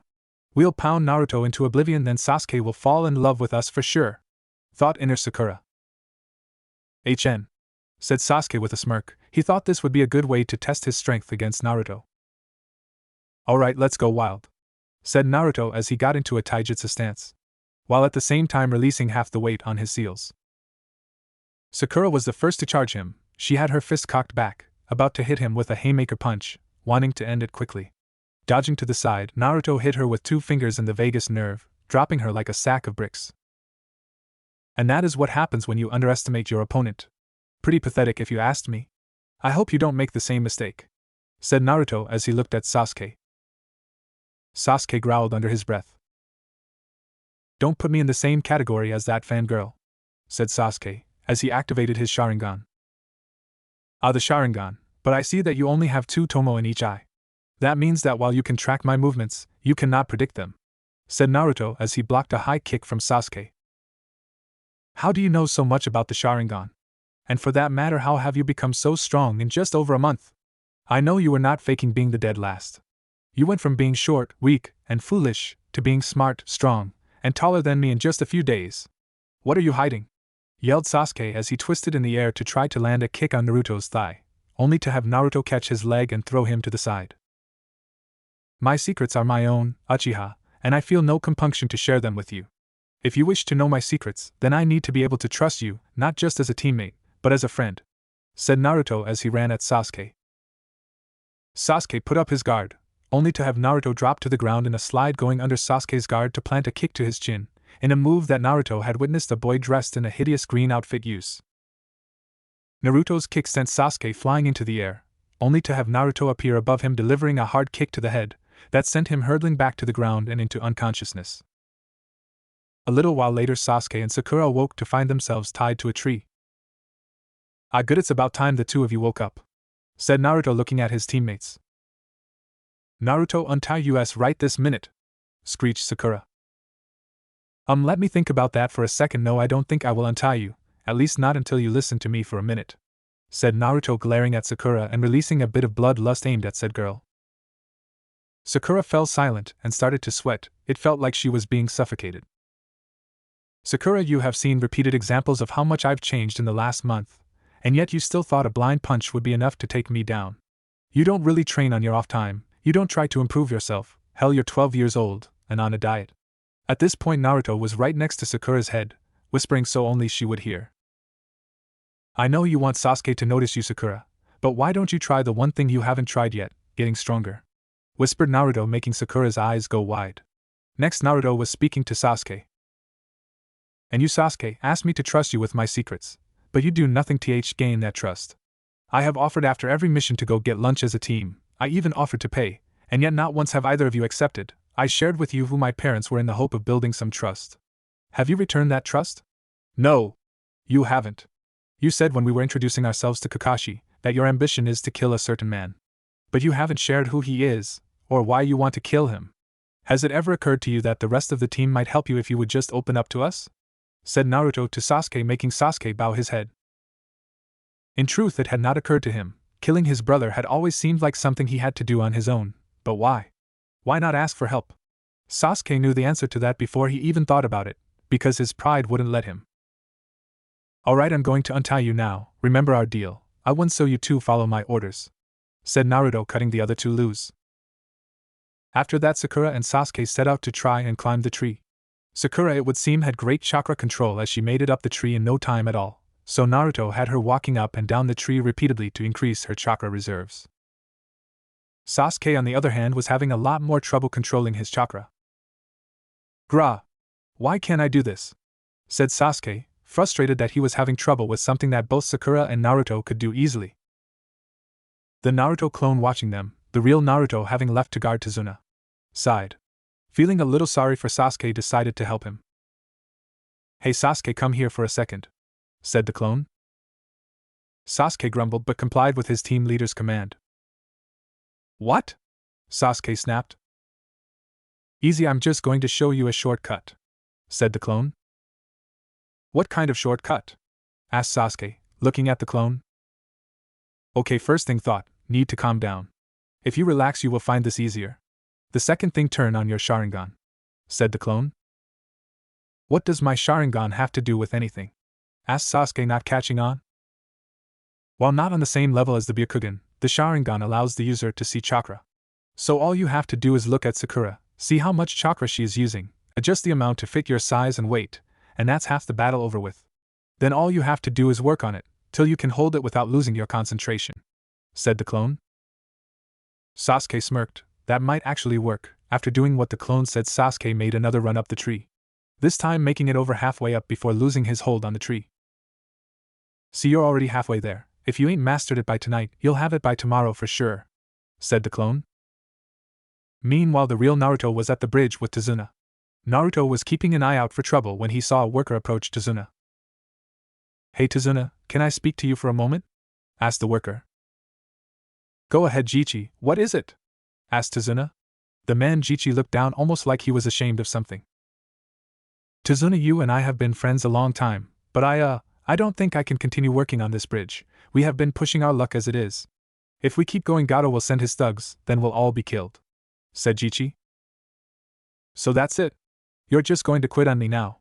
After we've come so far?" asked Tazuna heatedly. Tazuna tried to understand. "I only stayed this long because of our friendship. But I got to think about my wife, who would look after Agari if I die." "I'm sorry, Tazuna," said Jichi. "No, I'm sorry, Jichi. Sorry that you can't see how important this bridge is. Our country is poor, and it will stay that way unless this bridge is finished. Commerce, trade, and hope, that's what we're building here," said Tazuna passionately, trying to make his friend understand. "Tazuna, there ain't going to be much hope if we're all dead," said Jichi. Naruto had noticed that a lot of the workers were listening in on the conversation between the two men, and that Jichi wanting to quit was having an effect on the group's morale. "I've got to do something, or Tazuna going to be building this bridge himself," thought Naruto. "Tazuna's right, this bridge is your country's only hope. If you quit, Gato will win. You can't let someone scare you. If you don't make a stand, it's not just you that will suffer, your kids and your grandkids will all suffer the consequences of your cowardice," said Naruto loudly so everyone would hear him. "And what would you know, kid? You aren't even from here," said Jichi. "I know that if you run from a bully, you will keep having to run. Look, I'm a shinobi. If Gato or his men show up, I'll make sure none of you get hurt," said Naruto at the man Jichi. "And how are you going to do that? You're just one kid and Gato will bring an army," said Jichi. Naruto started to laugh. This man had just given him a great idea. "Yo, well, the thing about me is, anyone who fights me will always fight an army," said Naruto, making a cross seal with his hands. "Multiple shadow clone jutsu," called out Naruto, making 100 clones of himself. Tazuna and his workers stared wide-eyed at the huge number of Narutos now on the bridge. "Would you look at that? There has got to be at least 100 of them," said a worker. "With that many to guard us, there's no way Gato could get to us," said another. Tazuna started to chuckle, which soon turned into full-blown laughter. After calming down, he looked at his friend. "Well, what do you think now, Jichi? Is it still so hopeless?" asked Tazuna. "Well, stuttered Jichi, shaking his head to clear it. He tried again. "All right, Tazuna, I'll stay on," said Jichi. "I hope you know what you're doing, kid. Our lives are now dependent on you," said Jichi as he looked at Naruto. "Oh, don't worry about that, Jichi. I saw this kid fight firsthand. He's really that good," said Tazuna. Naruto turned to his clones and began to give them orders. "All right, I want 10 of you to guard the perimeter. The rest of you go to Tazuna and see where he wants you," said Naruto to a resounding chorus of "Yes, sir, boss" from his clones. "All right, Tazuna, here's you some free laborers for the day. Just tell them what to do," said Naruto to Tazuna, once again shocking the man. "Is this kid for real? Not only is he going to guard me, but my whole workforce as well, and he is also willing to help build this bridge. Thought Tazuna, now truly regretting what he had said about Naruto back in Konoha, and not just because the kid scared the shit out of him. A few hours later saw Naruto and Tazuna walking through the village on the way to the market. Naruto was appalled at the state of the village and its people. It was like Gato was sucking the life right out this place. As they walked into the food market, Naruto noticed there was hardly any food in the place. Turning to Tazuna, he asked the man. "Hey Tazuna, are all the markets like this?" asked Naruto. Sadly yes, ever since Gato took over all the trade routes, he charges the shopkeepers more than they can afford for produce and wares, and since they cannot afford to get much, they don't make a lot of money, so the next time they go to get supplies they can afford even less than the last time," said Tazuna with anger in his voice. As they were leaving the shop, Naruto felt a tug on his jacket. Turning around, what he saw broke his heart. It was a boy no older than 6 with his hands out in a pleading manner. He was begging for something to eat, Naruto realized. Reaching into his pocket, Naruto pulled out the only thing edible he had on him, a box of Pocky, and handed it to the boy. The boy gave Naruto such a sad, heartfelt smile that Naruto knew he couldn't stand back and watch this country starve. As the boy ran off, Naruto turned to Tazuna with a look in his eyes that made Tazuna take a step back. "That's it, that is it. Mr. Tazuna, round up every able-bodied man you can find and meet me in that clearing in the woods about a half-mile away. Do you know which one I'm talking about?" asked Naruto. "Yeah, I know the clearing you're talking about, but what is this about, kid?" asked Tazuna, wondering what was going on in Naruto's head. "Don't worry about it, just please find as many men who are willing to come. I'm going to leave a clone to guard you while I'm gone," said Naruto as a clone puffed into existence beside him. Naruto's body flickered to the clearing. Naruto looked around the clearing. It was big enough for what he had planned, and hopefully by doing this here, he wouldn't draw notice of Gato's thugs. He didn't want the town people to pay for what he was about to do. Naruto took a deep breath. He had never used this jutsu on such a large scale before. Naruto knew he was going to need a little help. So closing his eyes, Naruto decided to pay a visit to an old friend. When Naruto opened his eyes, he was in a sewer-like room. "Hey Kurama! Wake up!" yelled Naruto to get the fox's attention. "What is it, Kit? I was having a really good dream," said Kurama, annoyed. "I need some of your chakra. I'm about to use that jutsu," said Naruto to the fox. "What are you making this time? More kunai?" asked Kurama. "No, nothing quite so trivial. The village we're in is in some bad need for food," said Naruto. "Alright, I'll help you this time, but next time you wake me from a dream, your life better be in danger or it will be," said the fox grumpily. I know, said Naruto placating manner, before exiting his subconscious. Naruto felt Kurama's chakra running through him. Splitting the chakra into its yin and yang form, he activated his Rinnegan. Naruto knew by using this jutsu he was really showing his hand, but he couldn't just stand back and do nothing. Creation of all things is a jutsu that makes imagination real. So Naruto imagined the clearing full of crates, and in the crates was food of all kinds: rice, pork, beef, fish, vegetables, fruits, and bread. Holding that vision in his head, Naruto used Kurama's yin chakra to give form to his vision, then using Kurama's yang chakra he gave life to it. Opening his eyes, Naruto saw that it had worked. All in the clearing were box upon box of food. Deactivating his Rinnegan, Naruto let out a sigh. That jutsu really took it out of you. It was about that time Naruto heard Tazuna enter the clearing. "Holy crap! Look at all this," said Tazuna.